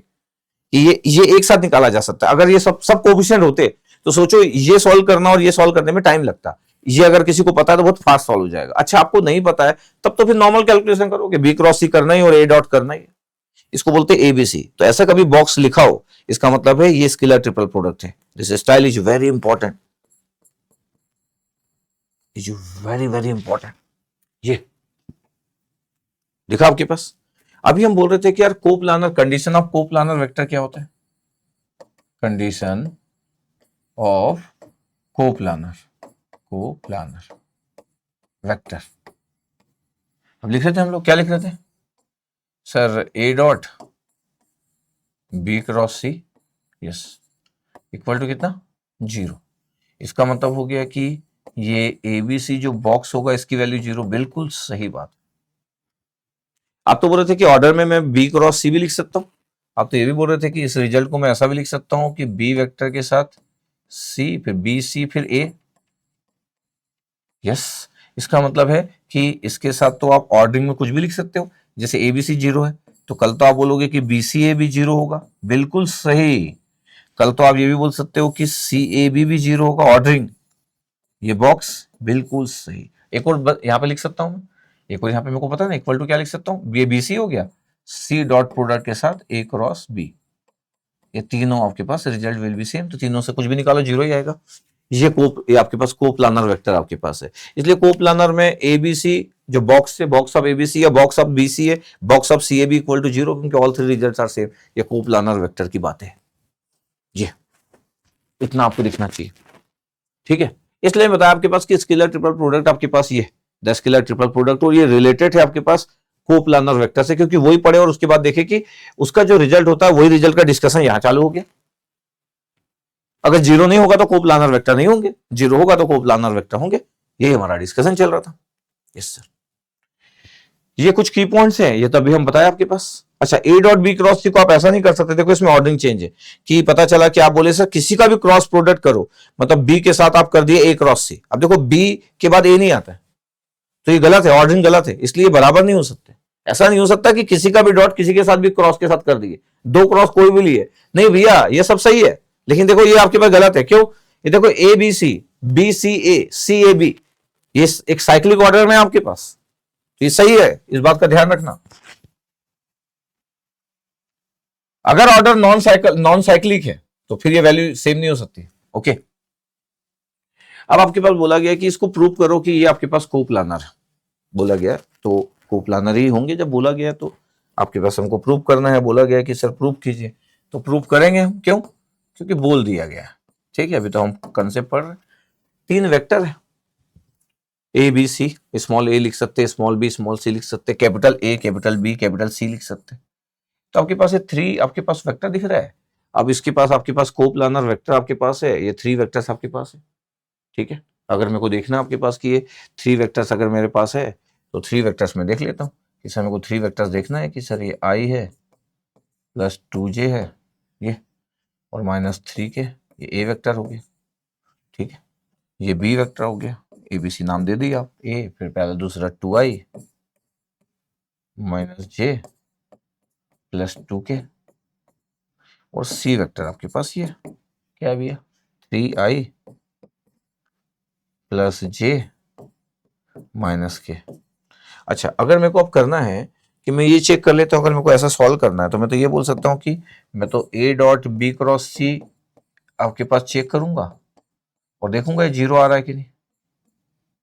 ये 0 अगर आ रहा है तो फिर मेरा कंडीशन ट्रू है, तो मैं बी क्रॉस सी कर लेता हूँ। अच्छा, बी क्रॉस सी अभी अभी करने में, बी क्रॉस सी करने में क्या होगा, अभी अगर मेरे को बी क्रॉस सी करना है तो मेरे को डिटर्मिनेंट इसलिए सॉल्व करना है क्योंकि कोफिशिएंट ज्यादा है, तो मेरे को फिर डिटर्मिनेंट की हेल्प ले लेना चाहिए। ज्यादा कोफिशिएंट में मिस्टेक के चांसेस रहते हैं, कम कोफिशिएंट में तुरंत ही सॉल्व कर लो आप। जैसे बी और सी में देखो तीनों है, आई जे के तीनों है, तो 2 -1 और 2 है, और सी में भी कितने 3 1 -1 है, 3 1 और -1, ये देखो। तो जब ज्यादा टर्म्स रहते हैं आपके पास तब ऐसी बातें होती है। यस सर, अब देखो इसमें रिजल्ट क्या होगा, आई के साथ क्या आ गया, आई के साथ ये कैंसिल हुआ, -1 और -1 कितना हो गया 1, तो 1 -2, फिर जे के साथ -j के, ये गया ये गया, 2 इंटू -1 तो -2, और 3 इंटू 2 तो -6, और के कैप के साथ कितना आ गया, ये आ गया आपके पास, ये गया 2 + 3, 2 + 3 ये आ गया। तो अगर मैं बोलूं कि देखो कैलकुलेशन कितना सारा हो रहा है, अगर आप बोलोगे तो ये -i कैप आया, यस सर, ये कितना आया +8j आया, -8 था, -j बाहर था, और ये कितना आया 5k आया, ठीक है। इसी बी क्रॉस सी निकला अभी तक, ये बी क्रॉस सी निकला, ये बी क्रॉस सी निकला। अब अगर मेरे को ए डॉट बी क्रॉस सी करना है, ए डॉट बी क्रॉस सी करना। डॉट प्रोडक्ट दुनिया का सबसे आसान चीज होती है। आई है, आई का प्रोडक्ट आई के साथ होगा तो 1 इंटू -1 तो -1 हो गया। जे का 2 जे है तो 2 इंटू 8 हो गया, 16 हो गया यार। और ये है -3 तो -3 इंटू +5 तो -15 हो गया। -1 +16 -15 आंसर विल बी 0 तो को प्लानर वेक्टर। ये देखो ध्यान से, क्या ऐसा हो सकता है सर कि मैं एबीसी चेक करने जाऊं? क्या ऐसा हो सकता है कि मैं एबीसी इस बॉक्स की वैल्यू निकालो और ये 0 आना चाहिए? Condition for the coplanar vector. इसका मतलब है कि मैं सीधे ही डाल देता हूं ए के कोफिशिएंट को, 1 2 -1 1 2 1 2 -3, ये ए के कोफिशिएंट हो गए। बी के 2 -1 2 2 -1 2, सी के 3 1 -1 3 1 -1, यही है। इसका डिटर्मिनेंट चेक करने जाते हैं अपन कि क्या हो रहा है। तो 1 के साथ क्या है, 1 के साथ ये कैंसिल, ये कैंसिल, -1 इंटू -1 1 और 2 इंटू 1 तो 1 -2, फिर 2 के साथ -2 आएगा, ये कैंसिल, ये कैंसिल, 2 इंटू -1 -2 और -6 ये आया। फिर -3 के साथ क्या आ रहा है, ये कैंसिल, ये कैंसिल, 2 + 3, 2 प्लस -1 इंटू 3 तो 3। अब ध्यान से देखो पहला टर्म्स कितना आ गया -1, दूसरा टर्म कितना हो गया -8 और -2 तो +16 और ये कितना आ गया 5 तो -15। देखो आंसर विल बी 0। इसको बोलते हैं कंसेप्ट। ये सोचो, ये कैलकुलेशन में देखो आपको इतनी जरूरत पड़ी। अच्छा ये तो है, ये तो दुनिया जानती है कि बी क्रॉस सी कैसे निकालना है और ए डॉट बी क्रॉस सी कैसे निकालना है। बट अगर स्केलर ट्रिपल प्रोडक्ट में अगर आपको ये पता चल जाए कि ये है तो फिर कितनी इंटरेस्टिंग बात होगी। देखो ध्यान से, अगर मैं आपको इससे भी इंटरेस्टिंग बात बताऊं तो सर इससे इंटरेस्टिंग क्या बताओगे? इंटरेस्टिंग तो मैं कुछ भी बता सकता हूं ना। इससे इंटरेस्टिंग बात बताऊं तो मैं, क्या था आपके पास, एक वेक्टर ए था, 1 2 -3 था, मतलब आई 2j और -3 के, 1 2 -3 हुआ, 1 2 -3, फिर 2 -1 और 2, बी वेक्टर 2i 2 -1 2 था, -j + 2k के। ठीक है, सी वेक्टर यही था अपने पास, एबीसी वेक्टर क्या था, 3 1 -1 तो 3i + j और -k के, तो 3 1 -1। ठीक है, ये आपके पास एबीसी था और बोला कि यार ये को प्लानर वेक्टर होंगे कि नहीं। तो को प्लानर वेक्टर की कंडीशंस आप जानते हो कि भैया ए डॉट बी क्रॉस सी या फिर बी डॉट, अच्छा आप कर कुछ भी सकते हो ना, आपको पता है कि आप ये भी लिख सकते थे, बी को अगर करते तो सी क्रॉस ए करते तो भी होता, आपको ये पता है।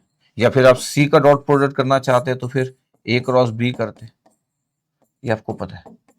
इसलिए ये सब से एक ही चीज आने वाली है। इसलिए मैं ये भी बोलता हूँ कि बॉक्स आपके पास एबीसी जो बॉक्स होता है उसको अगर आप बीसी ए कर दे बॉक्स को तो भी वही आएगा और सी ए भी कर दे तो भी वही आएगा। ठीक है, ये बात भी आपको पता है। एक इंटरेस्टिंग बात मैं बोल रहा था, ये तो पता चल गया आपको। ध्यान से देखो एबीसी को, क्या ध्यान से देखे सर, ध्यान से देखो आपके पास लीनियर डिपेंडेंसी देखते हैं हम लोग। ठीक है,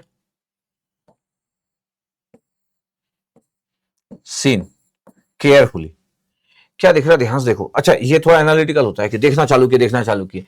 जैसे आई आई को देखो, ये 3 है, ये 1 और 2 है। अगर मैं a + b वेक्टर करूं तो क्या होगा, a + b वेक्टर करूं तो 1 + 2 3, 2 और -1 +1 और -3 और +2 -1, मतलब a + b c वेक्टर आ रहा है। इसका मतलब है a b and c are linearly dependent, are linearly dependent,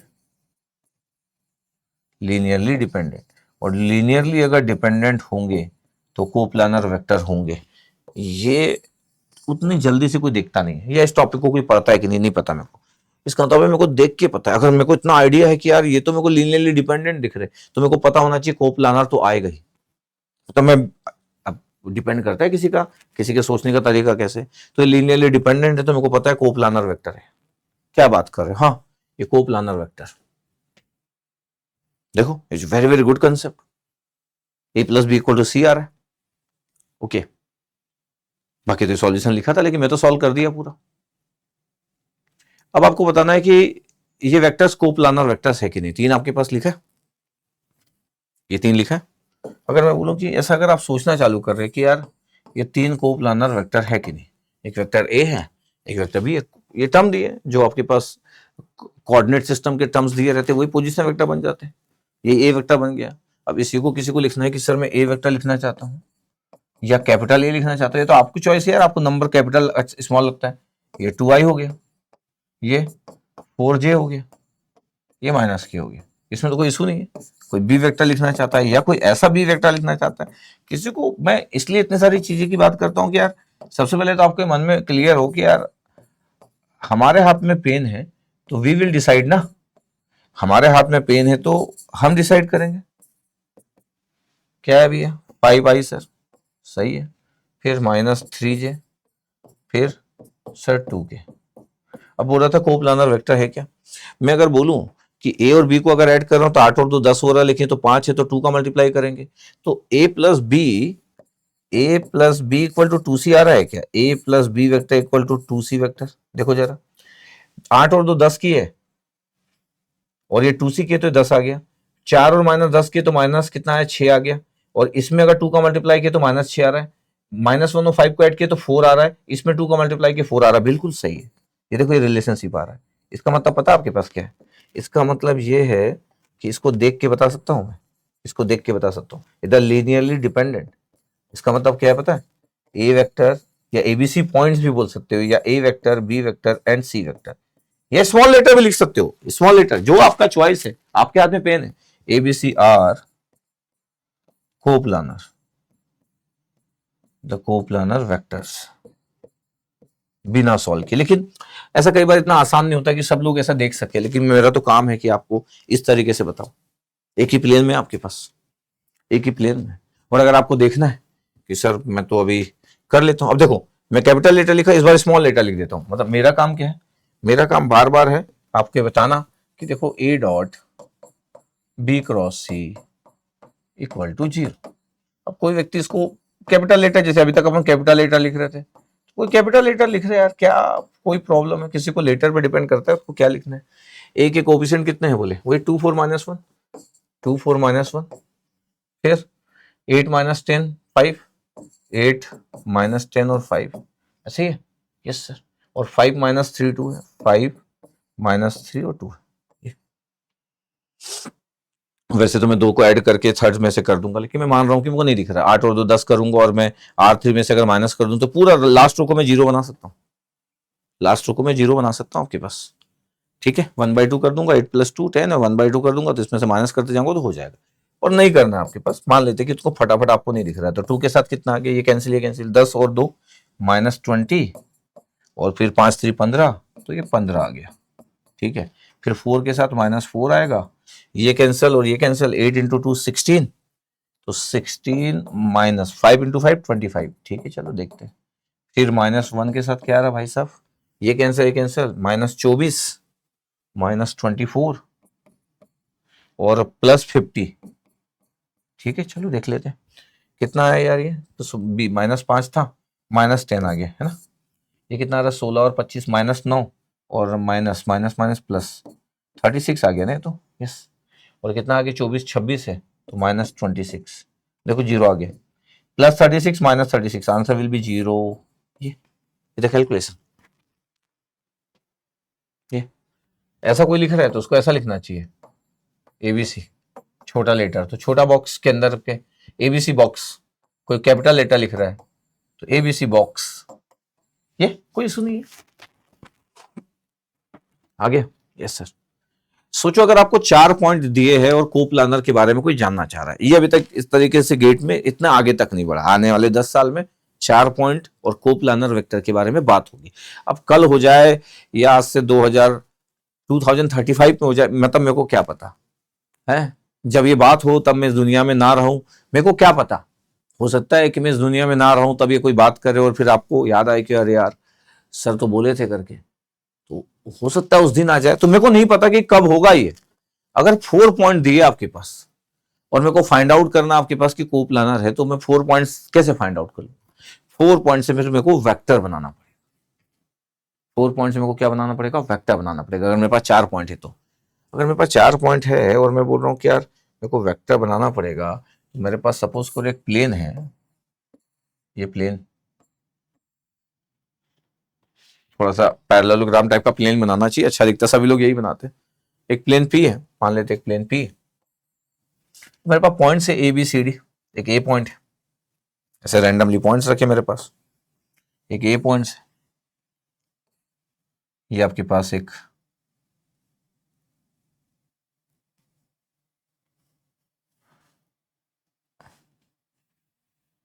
ये बी पॉइंट्स है, एक ए पॉइंट से, एक बी पॉइंट से, सी पॉइंट से, तो ये आपके पास ए बी हो गया ये, या फिर आपके पास ऐसे पॉइंट्स रखे हैं, ये बी सी हो गया, ये आपके पास पॉइंट्स रखे हैं, ये सी डी हो गया, ये पॉइंट्स रखे हैं आपके पास, ऐसे कुछ भी, मतलब ऐसे पॉइंट्स, ऐसा नहीं कि ऐसे मिलाना ही है, लेकिन ऐसे आपके पास पॉइंट्स रखे, ये डी ए हो गया, ये बी सी हो गया, ये आपके पास डी ए हो गया, तो A B B C C D और ये डी ए। ये अब मैं क्या कर रहा हूँ, आपके पास ऐसे पॉइंट्स बनाना चालू किया कि यार मेरे पास 4 पॉइंट्स है, तो मैं अगर चाहूँ ना, तो अगर मैं अपने पास थॉट लूँ तो मैं थॉट कैसे ले सकता हूँ पता है आपके पास, एक ले लिया, जब मेरे को बात करना है 4 पॉइंट्स जब भी कोप्लानर दिए, तो मैं ना 2 पॉइंट्स को मिला के एक वेक्टर बना लेता हूँ, the vector A to B. जब मैं ए टू बी करूंगा तो 8 में से 3 जाएगा तो कितना होगा 5i, 2 पॉइंट्स के बीच का आपके पास अगर मैं निकाल रहा हूँ वेक्टर, तो ए बी वेक्टर क्या हुआ, बी माइनस है, 8 माइनस 3 5, 5 माइनस 4 किया तो कितना हो गया 1, तो जे केफ हो गया, और 0 में से -2 गया तो +2 बचा, तो 2 के केफ हो गया, तो ये ए बी वेक्टर आ गया। Similarly B C vector order से फॉलो कर रहा हूँ, ए से बी बी सी सी। अब बी सी वेक्टर अगर मैं लिख दिया तो सी माइनस बी होगा, सी माइनस बी होगा, तो सी माइनस बी, तो 1 में से 8 गया तो कितना हो गया -7, अगर मैं बी सी कर रहा हूँ तो 1 में से 8 गया तो -7, 10 में से 5 गया तो 5, ये 5 जे केफ हो गया, और -6 में से गया तो -6 के केफ हो गया, ये ए बी सी हो गया। अब ये सी डी लिख दिया, सी से डी गया अपन, ये सी से डी गए, तो अब आपके पास सी से डी गए तो डी माइनस सी, तो 9 माइनस 1 किए तो 8 आई आ गया, यस सर। फिर 2 माइनस 10 किए तो -8 जे आ गया, यस सर। फिर 2 माइनस 6 किए +6 आ गया तो 8 के आ गया, ये आपके पास 3 आपके पास वेक्टर आ गए। अब अगर मेरे को देखना है कि 4 पॉइंट्स को प्लानर है, तो कंडीशंस मेरे पास तो ये हो गई कि मैं बोलूंगा कि यार ए बी जो वेक्टर है वो बी सी और सी डी, ये 0 होना चाहिए, दिस वन, ये ऑर्डरिंग से फॉलो कर लो, ये ऑर्डरिंग से फॉलो कर लो। अगर ये आपका डॉट प्रोडक्ट 0 है तो कोप्लानर वेक्टर है, ठीक है। चलो इस बारे में बात कर लेते हैं। तो अगर मैं पॉइंट्स की बात करूं कि क्यों ना A B B C cross C D ये इक्वल टू, अगर 0 आएगा तो कोप्लानर वेक्टर होगा, तो चेक कर लेते हैं अपन। ए बी के कोफिशिएंट कितने हैं आपके पास सर, 5 1 और 2, तो 5 1 और 2। बी सी के कितने हैं -7 5 -6, -7 5 -6 कितने आ रहा है 8 -8 और 8, ऐसे आ रहा है आपके पास। इसका डिटर्मिनेंट चेक करना अपने को, ये रिजल्ट सही है, ठीक है सर। 1 में से 8 गया -7, 10 में से 5 गया 5, -6 में से 0 गया, सही है। अगर मैं इसको सॉल्व करता हूँ तो 5 के साथ क्या आया, ये कैंसल, ये कैंसल, ये हो गया 40, तो ये 40 माइनस 8 इंटू 6 48, ये भी सही है। फिर -1 उसके साथ कितना आ रहा है, ये कैंसल, ये कैंसल, -56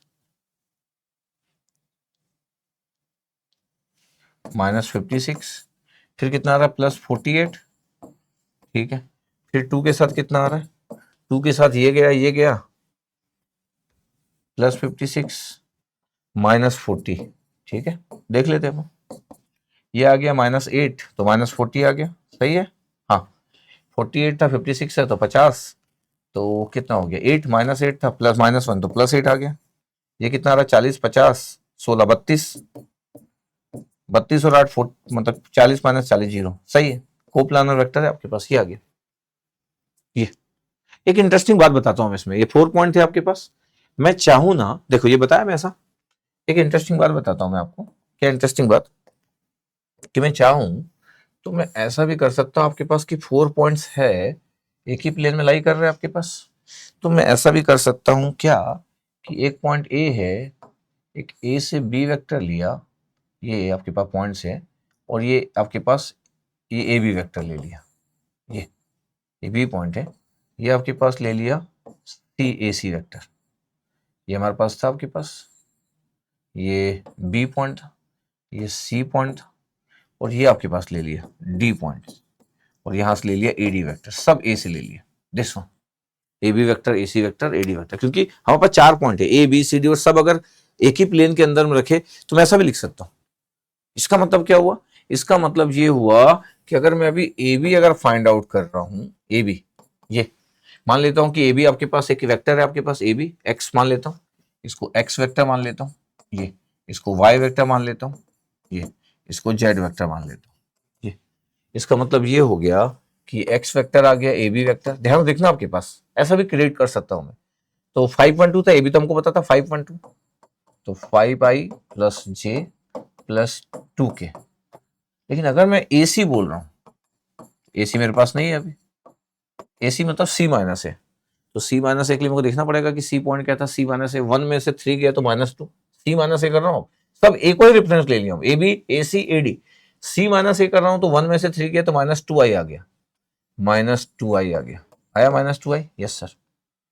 फिर सी 10 में से 4 गया तो 6 आ गया, 6j कर दिया, फिर -6 में से -2 गया तो -6 माइनस माइनस +2 तो -4, -4k हो गया, ये आ गया। सिमिलरली अगर मैं ए से ही डी पे चले जाऊं और उसको जेड वेक्टर बोल दे रहा हूं, तो अब डी माइनस ए करूंगा मैं, डी में क्या पॉइंट था यार, 9 में से ए गया, 9 में से 3 गया तो कितना आ गया, 6i आ गया, फिर 2 में से 4 गया तो -2, -2j, फिर देखते रहना आप, और 2 में से फिर -2 गया तो कितना आ गया, 4j, अब ना यहाँ पे 4k, ये वैल्यू आपके पास सब चेंज है, तो x dot y cross Z. अच्छा, मैं इस बात का ध्यान रखा, मैं जब सॉल्व कर रहा था तो मैं बोला कि यार सब एक को ही आप रेफरेंस मान लो, एक को रेफरेंस मान लिया, 4 पॉइंट थे ना, तो एक को रेफरेंस पॉइंट मान लिया और ए से ही सब निकाल लिया, इसलिए वेक्टर आपके पास अलग है, 5 1 2 और -2 6 -4, ये 6 -2 4। अच्छा, मैं इसलिए ऐसा सॉल्व किया कि कोई बहुत एक बहुत स्टूडेंट होगा जो बहुत पढ़ता वढ़ता होगा, तो वो ये भी सोच सकता है कि ये पॉइंट क्यों नहीं लिए करके, ऐसा भी तो ले सकते थे करके, ऐसा कुछ सोच भी सकता है, इसलिए मैं ये पॉइंट लिया। अब देखते क्या होता है, 5 के साथ क्या है, ये कैंसिल 24, माइनस माइनस प्लस और फिर से माइनस, तो -8, ठीक है, फिर 1 के साथ -1, फिर ये कैंसिल -2 इंटू 4 -8, फिर -4 इंटू 6 24 +24, फिर +2 के साथ आ गया 2 इंटू 2 4, तो 4 -6 इंटू 6 36। तो देखते क्या क्या हो रहा है, 24 में से 18 8 गया तो 16 और 5 किया तो 80 आ गया, सही है भाई, 24 में से 8 गया तो कितना है, 16, तो फिर -16 आ रहा है, वो कितना आ रहा है, ये गया 32 -32 तो -64, -60 -80 होता है, +80 0 आ गया, देखो आ गया। ऐसा भी कर सकते थे एक प्लेन के अंदर में, ए ही को रेफरेंस पॉइंट मान लेते, एक्स वाई जेड निकाल लिया, ये दिस वन, या फिर मैं ऐसा कर सकता था कि A B cross B C cross C D, ये इज द ऑर्डरिंग। अगर 4 पॉइंट्स है तो मैं ऐसा कोई भी तरीका अप्लाई कर सकता हूं, यस सर। एक one of the best question मैं ले लेता हूं, क्या one of the best question, JEE mains का, ये बहुत ही बेहतरीन क्वेश्चन था, आपको ये देख के समझ आएगा कि आईआईटी के क्वेश्चन जब होते हैं आपके पास तो बड़े ही बेहतरीन क्वेश्चन फ्रेम होते हैं, और नॉर्मली एक स्टूडेंट को सॉल्व करने के लिए बहुत अच्छा कंसेप्ट सब कुछ आना चाहिए, ठीक है। क्वेश्चन लिया, आने वाले समय में गेट में भी ये क्वेश्चन आपको ऐसा दिखने वाला है। मेरे पास 4 पॉइंट्स हैं और लैम्डा नोन है, और बोला है कि ये कोप्लानर है, बता दिया कोप्लानर है, ये क्वेश्चन में गिवन, कोप्लानर आपके पास गिवन, ये बोला कि then the product of all possible values of lambda, lambda की वैल्यू नहीं पूछा, product of all possible values बोला, product of all possible values of lambda, और ऑप्शंस भी थे, यस। 4 पॉइंट्स है मेरे पास, 4 पॉइंट दिख रहे हैं आपके पास, ए बी सी डी, ऐसे मान लेते हैं कि ये ए है, ये बी, ये सी और डी। में पास 2 तरीके आपके पास, अभी जैसे रेफरेंस, ए को रेफरेंस ले लो और फिर बाकी को सॉल्व कर लो, या A B B C C D कर लो, तो मेरे पास कोई भी 2 तरीके से कोई भी यूज कर सकता हूँ, कोई भी यूज कर सकता हूँ, नहीं। तो अगर मैं बोलूं कि मेरे पास ऐसा है, और अगर मैं इसको सॉल्व करना चाहता हूं तो क्यों ना फिर मैं ऐसा ले लूं कि सर मैं ए भी ले लेता हूं, तो बी माइनस ए कर लूंगा। 5 में से 2 गया तो कितना बचा, 3i। 2 में से 3 गया तो कितना बचा, -1।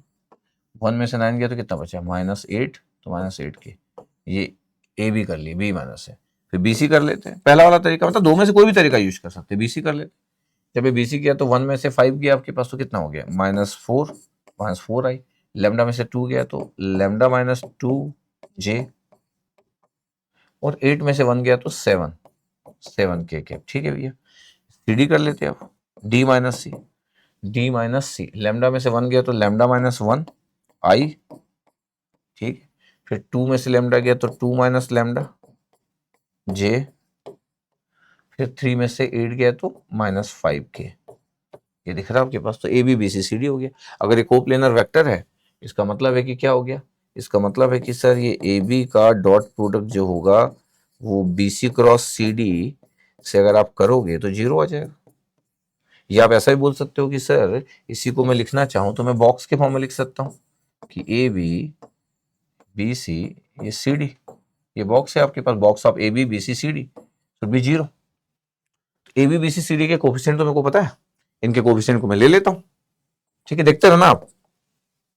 हाँ, कभी कभी आप सोच सकते हो कि सर मैं तो सर इस टाइप का व्यक्ति हूं नहीं, सर मैं अब जिंदगी में सर इतना सब कैलकुलेट कर नहीं पाऊंगा। तो मैं आपको पहले भी बोला हूं कि आप मेरे को फॉलो नहीं भी कर सकते हो। मतलब आपको लगता है कि आपको बहुत ऐसे लोगों को फॉलो करना है जो बहुत फटाफट फटाफट छोटा छोटा चीज बता दे, तो आप फॉलो कर सकते हो, कोई इशू नहीं है। मैं तो पहले ही बोला हूँ कि कोई कंडीशन नहीं है मेरे को फॉलो करने के लिए। अच्छा, मेरे को अगर आप फॉलो करोगे तो आपको अपने आप को स्ट्रांग बनाना पड़ेगा। मतलब आपको ये मानना पड़ेगा कि ये सब कैलकुलेशन नॉर्मल बातें होती है, इस कैलकुलेशन को बहुत बड़ा नहीं मान सकते। अगर आप मेरे स्टूडेंट हो तो मैं चाहता हूँ कि धीरे धीरे आपके माइंड में बात फिक्स हो जाए कि ये कोई बहुत बड़ा कैलकुलेशन नहीं है। अगर आप इसको बड़ा कैलकुलेशन मानते हो तो मेरे स्टूडेंट नहीं हो सकते। आपके मेरे स्टूडेंट कैसे होंगे अगर आप इन सबको बड़ा बड़ा कैलकुलेशन मानते हो। अब 3 के साथ आपके पास गया, ये first row first column cancel out हुआ, लेमडा -5 का मल्टीप्लाई किया तो -5 लेमडा, और -5 इंटू -2 +10 कर दिए, फिर -14 और +7 लेमडा। ऐसे आ रहा है, तो चेक करो आपके पास कितनी आना चाहिए ये। ठीक है सर, -1 के साथ +1 हो गया, ये कैंसिल ये कैंसिल, -4 इंटू -5 तो कितना आ रहा है आपके पास, 20 आ गया। फिर 7 का मल्टीप्लाई कर दिया तो -7 लेमडा, और -7 तो +7। ठीक है सर, फिर -8 के साथ सॉल्व करना चालू करते। -8 के साथ क्या आ रहा है, -4 इंटू 2 तो -8, -8 +4 लेमडा, फिर minus lambda square, yes minus lambda square, minus lambda तो प्लस लेमडा आ गया, फिर -2 लेमडा तो +2 लेमडा हो गया, और +2 आ गया तो -2, इतना। तो ये आपके पास कितना रिजल्ट आया, अगर मैं ध्यान से देखूं कितना रिजल्ट आया। 3 के साथ आपके पास पहला वाला टर्म को बड़े अच्छे से लिख देते कि कितना आ रहा है, -5 लेमडा माइनस +2 7 लेमडा तो 2 लेमडा, और 10 और 14 तो -4 है, इतना आ रहा है। इसके साथ कितना आ रहा है, इसके साथ आ रहा है 20 और 7 27 तो 27 -7 लेमडा। ये सेकेंड वाला पार्ट आ गया। थर्ड वाला पार्ट कितना आ रहा है, थर्ड वाला पार्ट -8 के साथ कितना आ रहा है, ये देख लेते हैं अपन। माइनस लेमडा स्क्वायर, ये ठीक है, माइनस लेमडा स्क्वायर, फिर कितना लेमडा है, 4 5 6 7 लेमडा है, तो 7 लेमडा लिख दिया अपन, 7 लेमडा आ गया, और -8 और -2 कितना हो गया, -10 आ गया। ये ब्रैकेट ओपन करते, 2 लेमडा इंटू 3 तो 6 लेमडा, -4 इंटू 3 तो -12, 27 -7 lambda +8 lambda square, +8 lambda square, फिर 7 लेमडा तो -56 लेमडा, और +80। ये आपके पास टर्म्स आया। ठीक है, अब मैं बोल रहा हूँ कि मेरे पास टर्म्स जो है वो अगले पेज में ले जा लेते हैं। 8 लेमडा स्क्वायर, अब कितना लेमडा दिखता है, 8 लेमडा स्क्वायर है, कितना लेमडा है, 56 lambda, -7 lambda, 6 lambda, minus lambda बचा -57 लेमडा, -57 लेमडा, और कितना बचा, 80 बचा है, और ये 12 और ये 27 गया तो 15 बचा, 15 बचा 95। ये बच्चा 95, इतना आ गया आपके पास। अब आपको लेमडा के रूट्स नहीं निकालना है, बिकॉज बोला है कि अच्छा लेमडा के रूट्स भी निकाल सकते हो, मतलब एक्चुअली आपको प्रोडक्ट बोला है आपके पास, तो लेमडा की दो वैल्यू आएगी, लेमडा 1 और लेमडा 2 आएगा, ऐसे आएगा। आपको जो आंसर फाइंड आउट करना है वो प्रोडक्ट ऑफ ऑल पॉसिबल, तो ऑल पॉसिबल क्या, दो लेमडा की वैल्यू आएगी, तो लेमडा 1 इंटू लेमडा 2, और ये आपका आंसर हो जाएगा, इतना ही है। अगर ध्यान से आप देखो तो क्वाड्रेटिक इक्वेशन से, क्वाड्रेटिक इक्वेशन है ax square plus bx plus C equal to 0, ठीक है। इस x की वैल्यू क्या होती है, minus B plus minus B square minus 4ac divide by 2 है, ठीक है। अगर मैं बोलूं कि there are two roots, x1 minus B, एक बार प्लस ले लो, B square minus 4ac divide by 2 है, ये रूट्स होता है। और एक बार दूसरा रूट्स ले लो, minus B minus B square minus 4ac divide by 2 है। अगर मैं बोलूं दोनों रूट्स का आप मल्टीप्लाई करो तो क्या होगा, 1/2 है, पहले ही बाहर निकालो, दोनों का प्रोडक्ट किए तो 1/4a स्क्वायर आ गया। अब ये तो सेम है और ये प्लस माइनस है, तो x प्लस वाई और x minus Y, X square minus Y square, तो एक्स स्क्वायर मतलब माइनस बी का स्क्वायर, तो बी स्क्वायर हो गया, माइनस वाई स्क्वायर मतलब अंडर रूट चला गया, तो माइनस बी स्क्वायर और प्लस 4ac आ गया, बी स्क्वायर कैंसिल आउट हो गया, 4ac डिवाइड बाई 4 है, 4a स्क्वायर, सी बाई ए होता है। इसका मतलब है कि इस इक्वेशंस में जो c और a है, मतलब कोफिशिएंट आपके पास ये c और ये a है, c डिवाइड बाई जो a होता है प्रोडक्ट ऑफ रूट्स होता है, द प्रोडक्ट ऑफ रूट्स। इसका मतलब है कि product of roots, product of roots पता है कितना होता है, c बाई a होता है, ये कोफिशिएंट है। यहां से देखा जाए तो क्या आपके पास होगा, c बाई a कितना हो रहा है, प्रोडक्ट ऑफ रूट्स अगर मेरे को निकालना है, lambda 1 into lambda 2, c by a, c कितना है 95, a कितना है 8, 95 बाई 8 आना चाहिए, 95 बाई 8 आना चाहिए। तो कई बार क्या होता है, अच्छा ये सब आप पढ़े हो, ऐसा नहीं है कि सर ये क्या है, ये सब आप 11th-12th में पढ़ते थे, 12th में अगर थोड़ा भी कॉम्पिटेटिव एग्जाम दिए हो, मैनेजमेंट सीट से अगर आप इंजीनियरिंग नहीं कर रहे हो, तो ये आप पढ़े हो सब 12th में। लेकिन वही है कि बरसों बीत गए इंजीनियरिंग करते करते, इंजीनियरिंग के माहौल में करते करते हम अपने बेसिक सिद्धांत, बेसिक कंसेप्ट, इंजीनियर हम क्यों बनना चाहते थे, 11th-12th में हम क्यों मैथ्स लेना चाहते थे, भूल गए हम कि हमारा मैथ्स अच्छा हुआ करता था बचपन में, बचपन ही बोलूंगा। 11th में जब आप गए थे खूब मैथ्स बनाते थे, 12th में खूब मैथ्स बनाए, इंजीनियरिंग करते करते आप मैथ्स ही बनाना छोड़ दिए। ऐसा 95% लोगों के साथ है, 5% लोग तो आज भी स्ट्रांग है मैथ्स में इंजीनियरिंग करने के बाद भी, लेकिन लोग इंजीनियरिंग करते करते करते मैथ्स में वो चीजें भी चली गई उनके पास जो सच में उनको आती थी। 95 बाई 8 आपके पास आना चाहिए, प्रोडक्ट ऑफ लेमडा, क्योंकि लेमडा आपके पास, लेमडा की ऑल पॉसिबल वैल्यू का प्रोडक्ट बोला था, 95 बाई 8 आ रहा है, आ रहा है। गुड क्वेश्चन हुआ। ऐसा क्वेश्चन अगर आएगा तो आपको लगता है गेट वाले लोग सॉल्व कर पाएंगे, नहीं कर पाएंगे, बहुत ही कम लोग सॉल्व कर पाएंगे इसी क्वेश्चन को, अगर मैं बोल दूं तो, इसी क्वेश्चन को बोल दूं तो। क्यों, क्योंकि गेट वाले स्टूडेंट ये कैलकुलेशन जैसे ही आता है तो कंफर्टेबल नहीं रहते और अपने आप को हैंडल नहीं कर पाते, है ना, ये इस बात में ही थोड़ा सा फंस जाते हैं। पता है वेक्टर आपके पास जो ट्रिपल प्रोडक्ट होता है, आपके पास ट्रिपल प्रोडक्ट, इसको बोलते हैं वेक्टर ट्रिपल प्रोडक्ट। वो स्केलर ट्रिपल प्रोडक्ट क्यों था, क्योंकि रिजल्टेंट जो था वो स्केलर था। ये वेक्टर ट्रिपल प्रोडक्ट क्या, ए क्रॉस बी क्रॉस सी, ए क्रॉस बी क्रॉस सी को आपके पास हम ऐसा लिख सकते हैं, पता है आपके पास ये देखो जरा ध्यान से, अब ए क्रॉस बी क्रॉस सी का आपके पास जब तीन चीज का आप क्रॉस प्रोडक्ट करते हो तो ये रिजल्ट इज वेरी इंपॉर्टेंट। इसको बैक कैब रूल बोलते हैं, बैक कैब रूल, BAC-CAB। पता है क्यों बोलते हैं, ध्यान देखो, पहला वाला बैक लिखा हुआ है, BAC इज द बैक, ये फिर इसके बाद ये माइनस ये, और cab CAB is the back cab rule, the back cab rule. देखो ध्यान से, तो BAC और CAB, इसलिए आपके पास बैक कैब रूल। तो अगर आप ये याद रखोगे BAC, तो ABC, ए क्रॉस बी क्रॉस सी का आपके पास B, ये डॉट प्रोडक्ट है, B वेक्टर के साथ मल्टीप्लाई होगा, डॉट प्रोडक्ट एक इंटीजर नंबर है। सर B के साथ सर ये डॉट है कि क्रॉस है, नहीं भैया, एक वेक्टर के साथ एक स्केलर का मल्टीप्लाई है, इसलिए डॉट या क्रॉस नहीं लगा।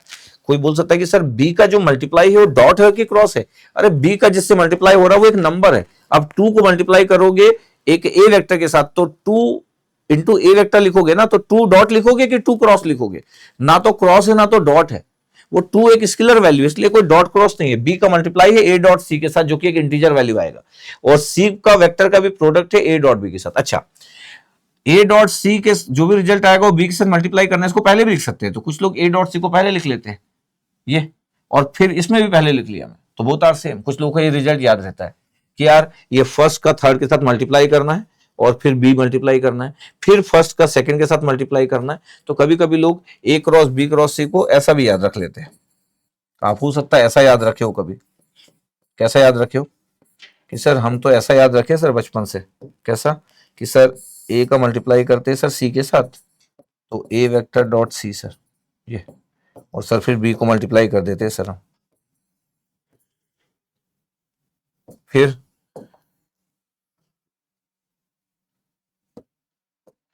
क्या सर, फिर आपके पास ये पहला स्टेप हुआ, फिर ये दूसरा स्टेप हुआ सर ये, तो ए डॉट बी कर दिए सर, मतलब ए के साथ ही स्टार्ट करते हैं सर, और फिर हम लिख देते हैं सर ये। तो कुछ लोग ऐसा याद रखते हैं ए क्रॉस बी क्रॉस सी को, दिस वन। अच्छा ये भी इंपॉर्टेंट है, मतलब एग्जाम के पॉइंट ऑफ व्यू से बोल रहा हूँ इंपॉर्टेंट है कि 3 का क्रॉस प्रोडक्ट अगर आपके पास लिखा है तो बैक कैप रूल से आपके पास होता है, बैक कैप रूल, या फिर इसी को ऐसा लिखना है तो ये आपके पास तरीका हो सकता है। अच्छा ये रूल इसको इसलिए नहीं, इसको ऐसा बोल देते क्योंकि इसी पैटर्न में फॉर्मूला बना हुआ है। इसका नाम बैक कैप रूल क्यों हुआ आपके पास, हो सकता है आप सुने, हो सकता ना सुने, ये इसी पैटर्न में है, BAC back CAB cap, the back cap rule. तो ये क्रॉस प्रोडक्ट आपके पास लिखा हुआ था। 2020 में IIT दिल्ली से क्वेश्चन है, 2020 में IIT दिल्ली से क्वेश्चन, और क्वेश्चन नंबर 21 में पहुंच गया। क्या आपके पास, देखना ध्यान से, for 3 vectors say A vector, B vector, C vector, where I, J के are the unit vectors along the axis of the right-handed rectangular Cartesian coordinate system, the value of A dot B cross C, और +6 भी add करना है। A dot B cross C, ये तो एक integer number आएगा, फिर 6 और ऐड होगा, तो फिर रिजल्टेंट जो आएगा वो इंटीजर ही आएगा।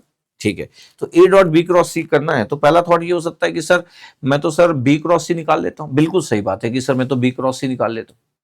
ठीक है, तो अगर सॉल्यूशन अगर आप सोचना चालू करोगे तो आप तो पहले स्टेप लिख सकते हो कि सर मैं तो सर बी क्रॉस सी कर लेता हूँ, जो बोल रहा हूँ कर लेता हूँ। बी क्रॉस सी सर मैं डायरेक्ट मल्टीप्लाई भी कर सकता हूँ और डिटर्मिनेंट में भी डाल सकता हूँ, मतलब ये मेरी चॉइस है कि डायरेक्ट मल्टीप्लाई भी कर सकता हूँ और मैं इस डिटर्मिनेंट के अंदर भी डाल सकता हूँ। तो बी के कोफिशिएंट कितना है, -2 है, जे का कोई नहीं है 0, के का 1, फिर वहां पे 3 है, फिर -1 है, और फिर कितना है 0 है।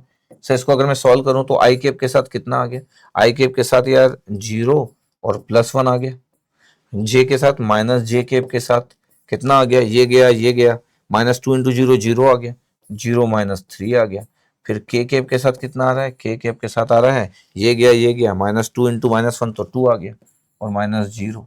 अगर मैं बोलूं कि क्या आ रहा है तो ये आई केप आ रहा है, ये कितना आ रहा है तो +3j केप आ रहा है, और ये कितना आ रहा है तो 2k केप आ रहा है। ये तो आप निकाल ही सकते हो, तो ये भी क्रॉस सी हो गया। अगले स्टेप में अगर मैं बोलूं कि यार मैं तो अब निकाल चुका हूँ, ए वेक्टर की वैल्यू कितना है, तो बोले ए वेक्टर की वैल्यू जो है वो 2j - 3 के, 2j - 3 के। ठीक है, अच्छा बी और सी फिर से लिख लेता हूँ, लेकिन बी क्रॉस निकाल चुके, अलग बात है, -2i + के। जब भी आपके पास कोफिशिएंट कुछ कुछ दिए रहते हैं, कुछ कुछ जीरो दिए रहते हैं, तो बहुत फास्ट कैलकुलेट हो जाता है। और सी वेक्टर कितना था, तो 3i - j था, 3i - j। ये तो मैं बोल रहा था कि बी क्रॉस सी तो अभी आप निकाले, क्या निकला बी क्रॉस सी, अभी निकाले सर i + 3j + 2k, तो i + 3j + 2k निकला ना आपका। यस सर, अभी मेरे को क्या बोल रहा है कोई निकालने को कि sir a dot B cross C कर लो, जो बोल रहा है वो करते जा रहा है। तो a dot B cross C कर लो, तो ये इसमें तो i है नहीं, j है, तो 2 × 3, 2 × 3 है ना, तो 2 × 3 6 हो गया, और -3 × 2 -6 हो गया, तो 0 आ गया। इसका मतलब है कि मेरे को पूछा गया था a डॉट बी क्रॉस सी और +6 इसकी वैल्यू बताओ, तो a डॉट बी क्रॉस सी की वैल्यू 0 आ गई और 6 ऐड किया, तो आंसर विल बी 6 आंसर आ गया आपके पास। ये हो गया, ये आपके पास एक तरीका। अगर आपके पास a डॉट बी क्रॉस सी बोला था आपके पास, तो आप दूसरा तरीका कि अगर मैं बोलूं कि आप तो ऐसा भी कर सकते थे। मेथड नंबर 2 ये है कि सर मेरे को तो a डॉट बी क्रॉस सी चाहिए था, a डॉट बी क्रॉस सी तो आपको पता है सर कि ये ABC बॉक्स होता है, बिल्कुल पता है भैया, आप ही को मैं पढ़ाया हूँ। तो सर कोफिशिएंट ले लेते सर, क्या है a के कोफिशिएंट सर, i 0 है और j 2 है, 2 और -3 है, तो 0 2 और -3 है, तो 0 2 और -3 हो गया। इसमें -2 0 और 1 हो गया, -2 0 और 1 हो गया। फिर कितना भी है थर्ड में 3i 3 है, -1 है और 0 है। ये डिटर्मिनेंट निकालो, 0 को तो सॉल्व नहीं करना, 2 के साथ -2 लिख लो पहले, ये कैंसिल -2 इंटू 0 0 हो गया, तो 0 -3 हो गया। फिर -3 के साथ निकाल लो, ये कैंसिल ये और ये कैंसिल, -2 इंटू 1 तो -2 ये हो गया और -0 ये हो गया। पहला वाला +6 आ रहा, दूसरा वाला -6 आ रहा इंटू 0, तो 0 आ गया इसकी वैल्यू। जब ये 0 आ गया तो आपसे पूछा गया था कि A dot B cross C +6 कितना आएगा, ये आपका 0 आ गया, 6 आप ऐड कर दिए तो आंसर विल बी 6। ये अच्छा, मैं अगर होता तो इतना स्मार्ट होना चाहिए किसी को कि किसी का नजरिया कितना अच्छा हो सकता है। देखो सब तरीके आपके पास, किसको क्या सॉल्व करना है, किसी को कोई रोक नहीं रहा है। ए वेक्टर क्या था भैया, ए वेक्टर था सर 2j-3 के, 2j-3 के। बी वेक्टर क्या था, बी वेक्टर था सर -2i प्लस के, -2i प्लस के, ठीक है। सी वेक्टर कितना था, सी वेक्टर था 3i माइनस जे, 3i माइनस जे, ऐसे था। Yes sir. अब देखो आपके पास ये था, अब मेरे से कोई पूछ रहा है ए डॉट बी क्रॉस सी +6। अब मेरे माइंड में क्लियर होना चाहिए, एग्जाम में अगर मैं बहुत ही स्मार्ट हूं तो मेरे माइंड में क्या क्लिक करना चाहिए, मेरे माइंड में क्लिक करना चाहिए यार ये तो आपके पास एबीसी बॉक्स है, और ये क्लिक करना चाहिए क्या ये कोप्लानर हो सकता है। अगर ये कोप्लानर है, if coplanar, then ABC box की वैल्यू तो 0 होगी, और +6 ऐड कर दूंगा तो आंसर विल बी 6। अब कोप्लानर है, आई देखा मैं आपके पास, ये 3i आपके पास दिख रहा है, ये दिख रहा है आपके पास 3i। अगर मैं आपके पास 3i देखूं आपके पास, तो ये 3i है, और ये b आपके पास -2i। के कैप आपके पास अगर मैं देख रहा हूं तो आप देख सकते हो कि के कैप अगर मेरे पास है -3 की, यहाँ पे के कैप नहीं है, तो इसमें मैं 3 का मल्टीप्लाई कर दूंगा तो हो जाएगा। तो अगर मैं 3b प्लस a कर दूं तो क्या होगा, देखना जरा, 3b प्लस a कर दूं तो 3k -3 के 0, 3 का मल्टीप्लाई कर दिया तो कितना हो गया -6, ये कितना हो गया -6i, 3 का मल्टीप्लाई किया और ये कितना आ गया 2j, देखो ध्यान से, और k 0 हो गया, 3b प्लस a इतना हो गया। अब देखो c को देखो ध्यान से, इसमें अगर मैं -2 का मल्टीप्लाई कर दूं तो -2 इंटू 3 -6 आ जाएगा, और ये +j आ जाएगा, +2j आ जाएगा, देखो -2c। इसका मतलब है 3b plus a equal to -2c लिखा हुआ है ये देखो, और इसको बोलते हैं लीनियर डिपेंडेंसी। ये आपके पास लीनियरली डिपेंडेंट है, और लीनियरली डिपेंडेंट है इसका मतलब है भैया box of ABC equal to 0।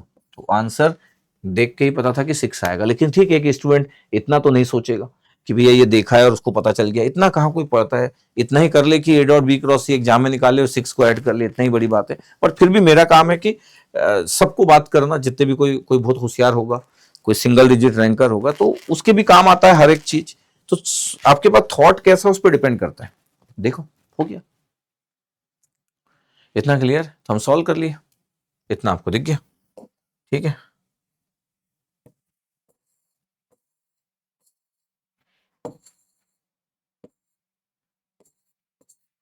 Solve हो गया ऑलरेडी, ऑलरेडी सॉल्व,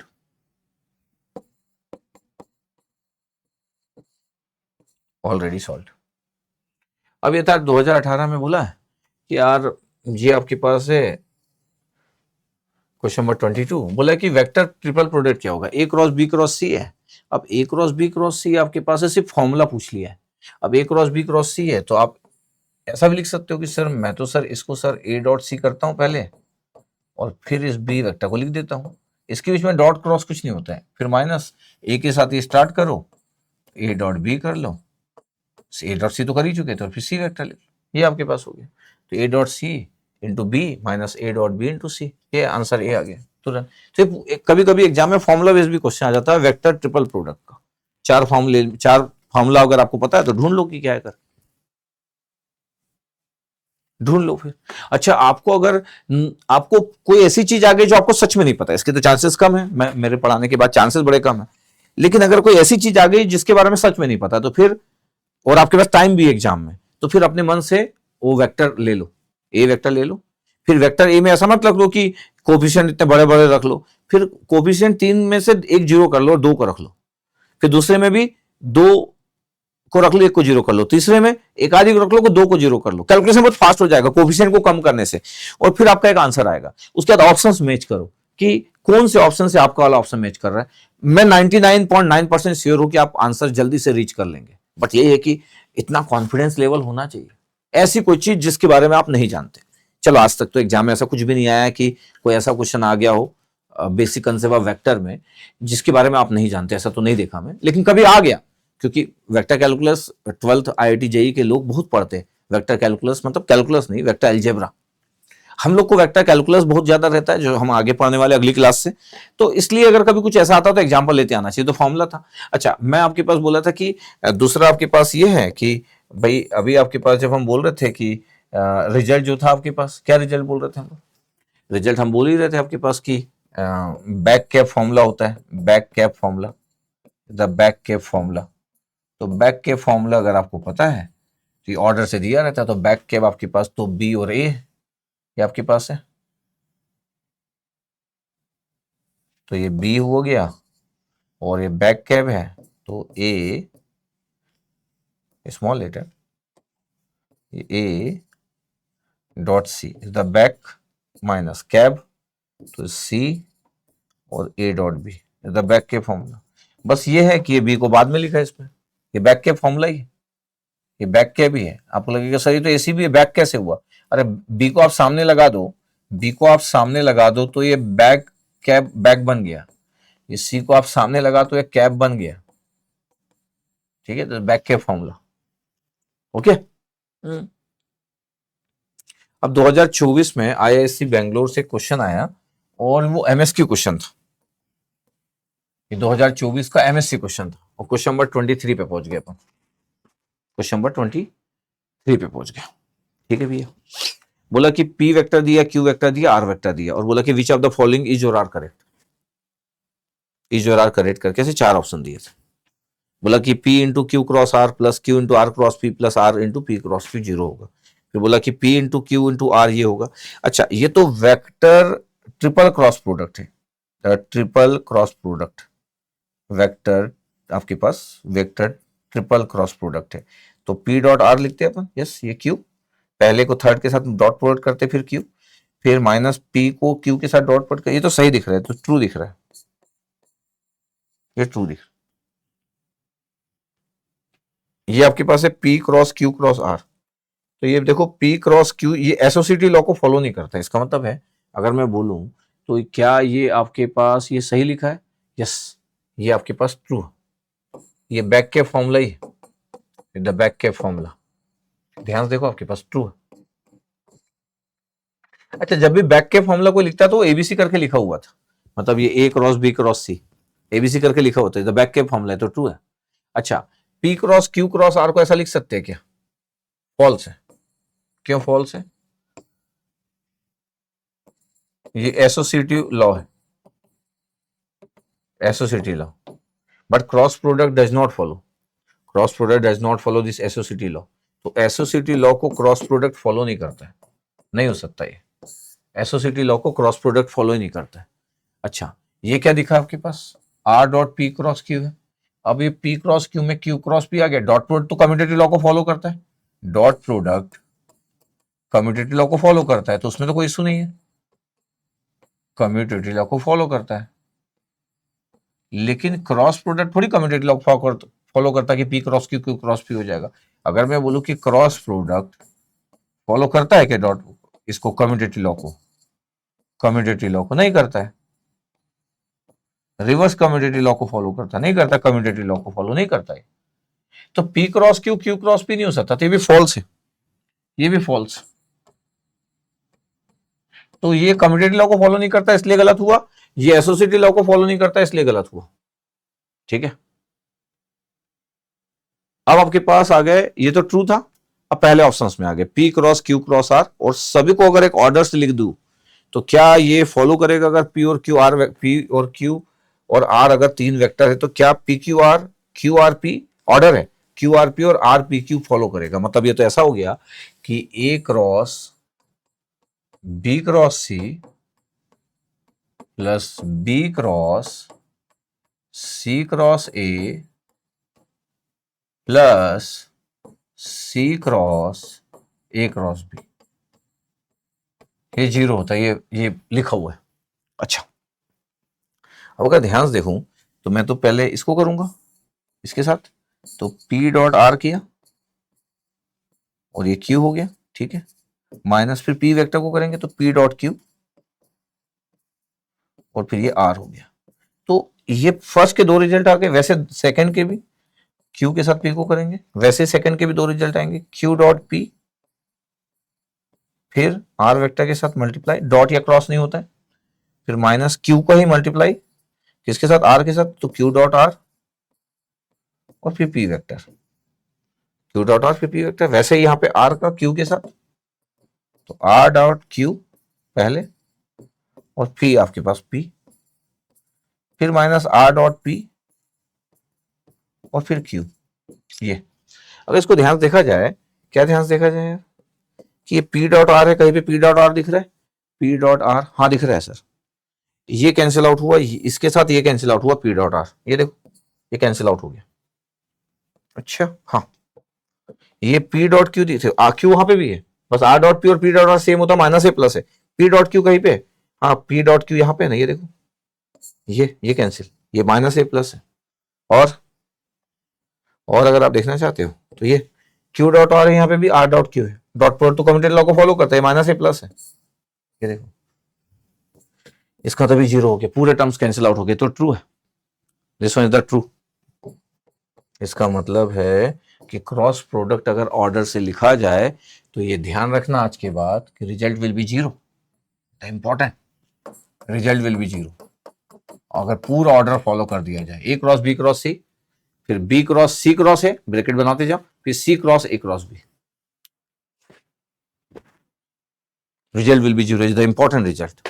मतलब हम तो सॉल्व कर लिए, अगर मैं यही बोल रहा हूँ कि देखो मेरे को रिजल्ट याद, मतलब ये रिजल्ट मेरे पास नहीं है मान लेते, तो मैं क्या किया, मैं बोला कि कुछ नहीं किया, सॉल्व कर दिया, सॉल्व कर दिए अपन, ठीक है। तो ये एमएसक्यू क्वेश्चन था, इसमें ए और बी सही थे, ये भी ट्रू था, तो एमएसक्यू क्वेश्चन में ए आंसर करेक्ट था और बी आंसर करेक्ट था, यस हाँ।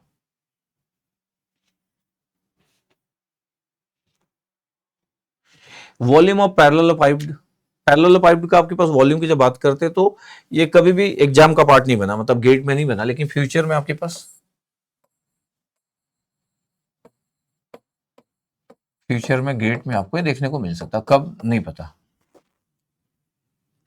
तो पैरेलल पाइप का अगर मैं वॉल्यूम की बात कर रहा हूं, पैरेलल पाइप्ड की बात कर रहा हूं, पैरेलल पाइप्ड आपके पास जो होता है, इसका जो वॉल्यूम की बात करते हैं तो हर एक इसका जो सरफेस होता है आपके पास, ये एक पैरेललोग्राम बनाते जाता है, ठीक है, ये पैरेललोग्राम ये बना, यहाँ पे एक बनेगा, इधर एक बनेगा, इधर एक बनेगा, इधर एक बनेगा, ऐसा करके 6 आपके पास ऐसे पैरेललोग्राम ऐसे फॉर्म किए जा सकते हैं। अच्छा, किसी का भी वॉल्यूम अगर आपको फाइंड आउट करना है तो आप वॉल्यूम में आपके पास सुने होंगे, जैसे आपके पास अगर मैं किसी सिलेंडर की बात करूं, ऐसे वॉल्यूम की बात करता हूँ, क्या ऐसा सुने होंगे आप कभी की, वॉल्यूम की जब हम बात करते हैं,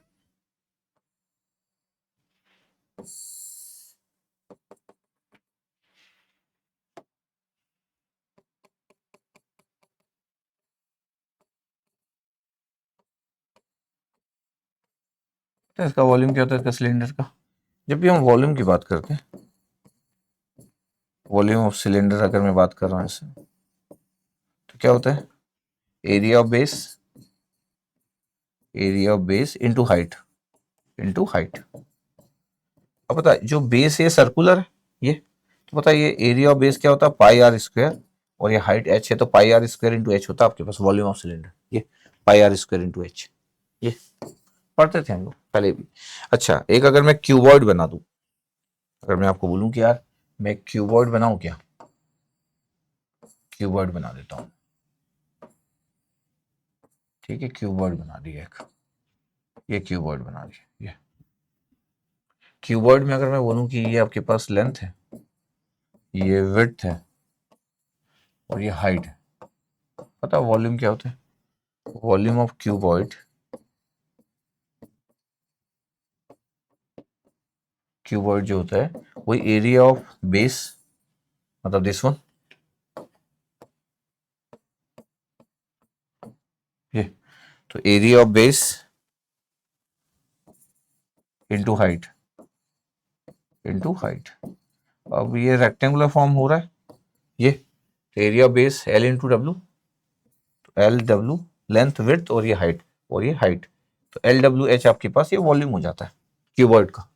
क्यूबॉइड बना दिया, सिलेंडर बना दिया, ये देखो ये पैरेलल पाइप्ड, पैरेललो पाइप्ड आपके पास। जब हम इसकी बात करते हैं तो ये इतना आसान नहीं होता है, बट कंसेप्ट यही है कि एरिया ऑफ बेस होगा, ये जो इसका बेस बन रहा है एरिया ऑफ बेस होगा। अच्छा, प्रूफ की जरूरत नहीं रहती, आपको सिर्फ रिजल्ट पता होगा तो भी चल जाएगा, इनटू हाइट है।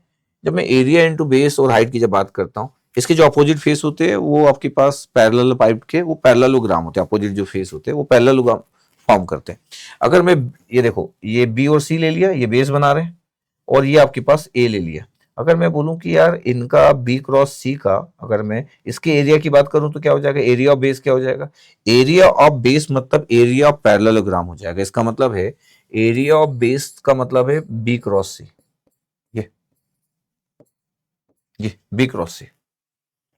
अच्छा, बी क्रॉस सी का आपके पास जो क्रॉस प्रोडक्ट होगा उसका एक यूनिट नॉर्मल वेक्टर होगा। अगर मैं इसको ऐसा, अगर आपके पास ऐसा खींच दूं, ये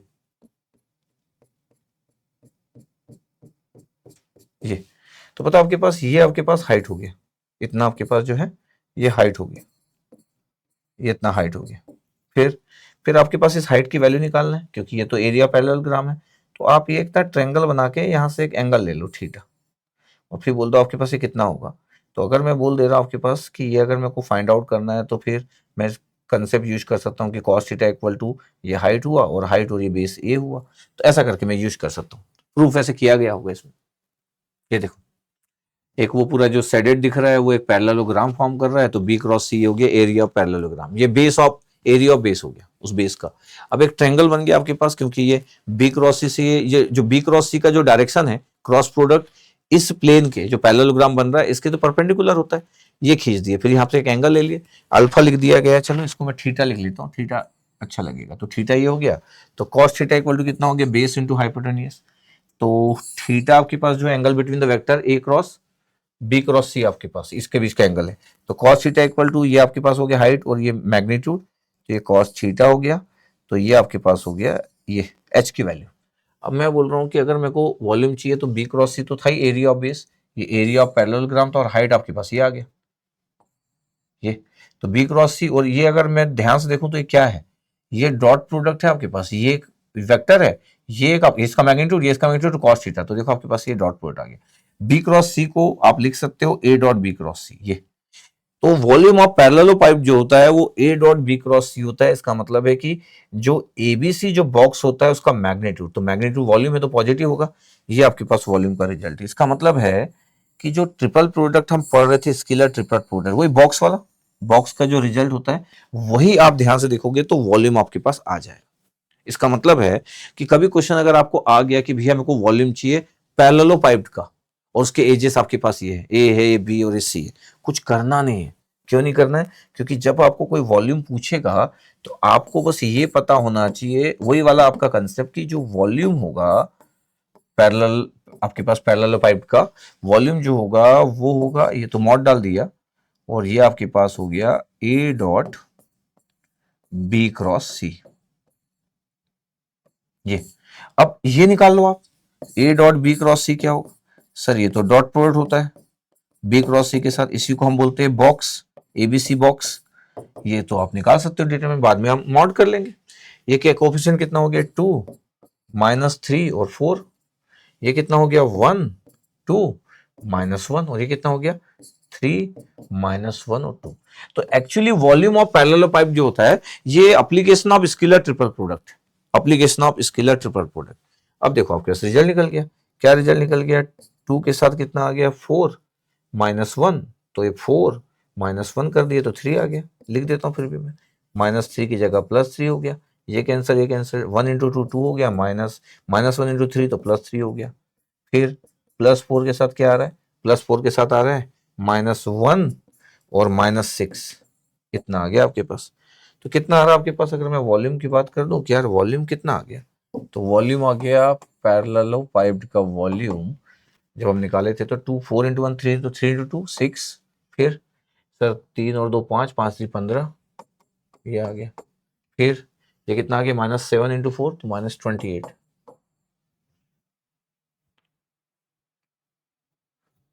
28 आ रहा ना, 28 कितने आ रहा, हाँ -7 × 4 तो -28। तो 15 और 6 21 था, 15 5 20 21, तो -7 आ गया वॉल्यूम। अच्छा, ये अभी आपके पास वॉल्यूम नहीं आया, ये रिजल्ट जो है इसका है, वॉल्यूम का रिजल्ट नहीं है। ये वॉल्यूम का रिजल्ट नहीं है, ये किसका रिजल्ट है, ये इस बॉक्स का रिजल्ट। किस बॉक्स का रिजल्ट, ये एबीसी बॉक्स का रिजल्ट। मतलब ये है ए डॉट बी क्रॉस सी का रिजल्ट। अच्छा, जो वॉल्यूम है पैरेलल पाइप का, वॉल्यूम जो होता है इसका मैग्नीट्यूड होता है इस बॉक्स का, जो एबीसी बॉक्स है इसका, या ऐसा भी लिख सकते हो ए डॉट बी क्रॉस सी का जो भी रिजल्ट आएगा उसका मैग्नीट्यूड। तो आंसर विल बी 7, नॉट -7, -7 का +7 हो गया। ये आपके पास ऐसा क्वेश्चन कभी आ गया, ऐसा कभी आया है, नहीं आया, ऐसा आपको फ्यूचर में दिखेगा। तो ये एप्लीकेशन है आपके पास, ही फ्यूचर में आपको दिखेगा, ये एप्लीकेशन है। क्रॉस प्रोडक्ट आपके पास होते हैं, अगर वेक्टर प्रोडक्ट ऑफ 4 वेक्टर, ये कभी एग्जाम का पार्ट नहीं आया। कभी अगर आपको रिजल्ट पूछना चाहते हैं तो ये फिर आपको देखना पड़ेगा कि कभी कोई रिजल्ट पूछ लिया, नहीं पूछे आपके पास, ऐसे तो दुनिया बढ़ती जाती है। तो A cross B cross C cross D, क्योंकि 4 चीज का क्रॉस प्रोडक्ट है, तो पता आपके पास क्या होगा, सेकंड वाले से आपके पास ये लिख लिया हमने, और ये बॉक्स है डी ए बी का, डी ऑर्डर से डी ए बी का बॉक्स है, बॉक्स का मतलब तो अब आपको पता चल चुका है, स्केलर ट्रिपल प्रोडक्ट।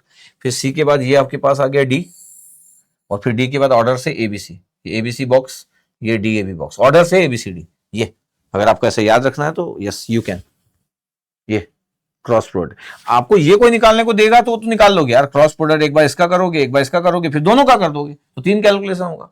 बट अगर आपको पूछ रहा है कि बताओ रिजल्ट क्या होता है, तब कैसे करोगे, तब ये आपको बताना चाहिए। ये स्केलर प्रोडक्ट ऑफ 4 वेक्टर्स है, A cross B dot product with C cross D, C cross D का एक वेक्टर होगा और ए क्रॉस बी का वेक्टर होगा, दोनों का डॉट प्रोडक्ट। ये आपके पास रिजल्ट लिखा हुआ है। आप अगर ध्यान से देखोगे तो जो रिजल्ट है आपके पास ये डिटर्मिनेंट के स्टाइल में है, तो ये ए डॉट सी आपके पास, इसके साथ ए डॉट सी है, और फिर ये बी डॉट डी है आपके पास, तो ये आपके पास आ गया एक डॉट प्रोडक्ट। तो ए का आपके सी के साथ, बी का डी के साथ, माइनस फिर ए का डी के साथ, तो ये ए का सी के साथ, बी का डी के साथ, फिर अपोजिट है आपके पास ए का डी के साथ, और फिर बी का डी के साथ, ये बी का सी के साथ, दिस वन, ये। और इसी को लिखने के लिए आपके पास ऐसा लिखा हुआ था, इसको डिटरमिनेंट के अंदर ये भी लिख सकते हैं आप, ये। तो ये रिजल्ट है हमारे पास।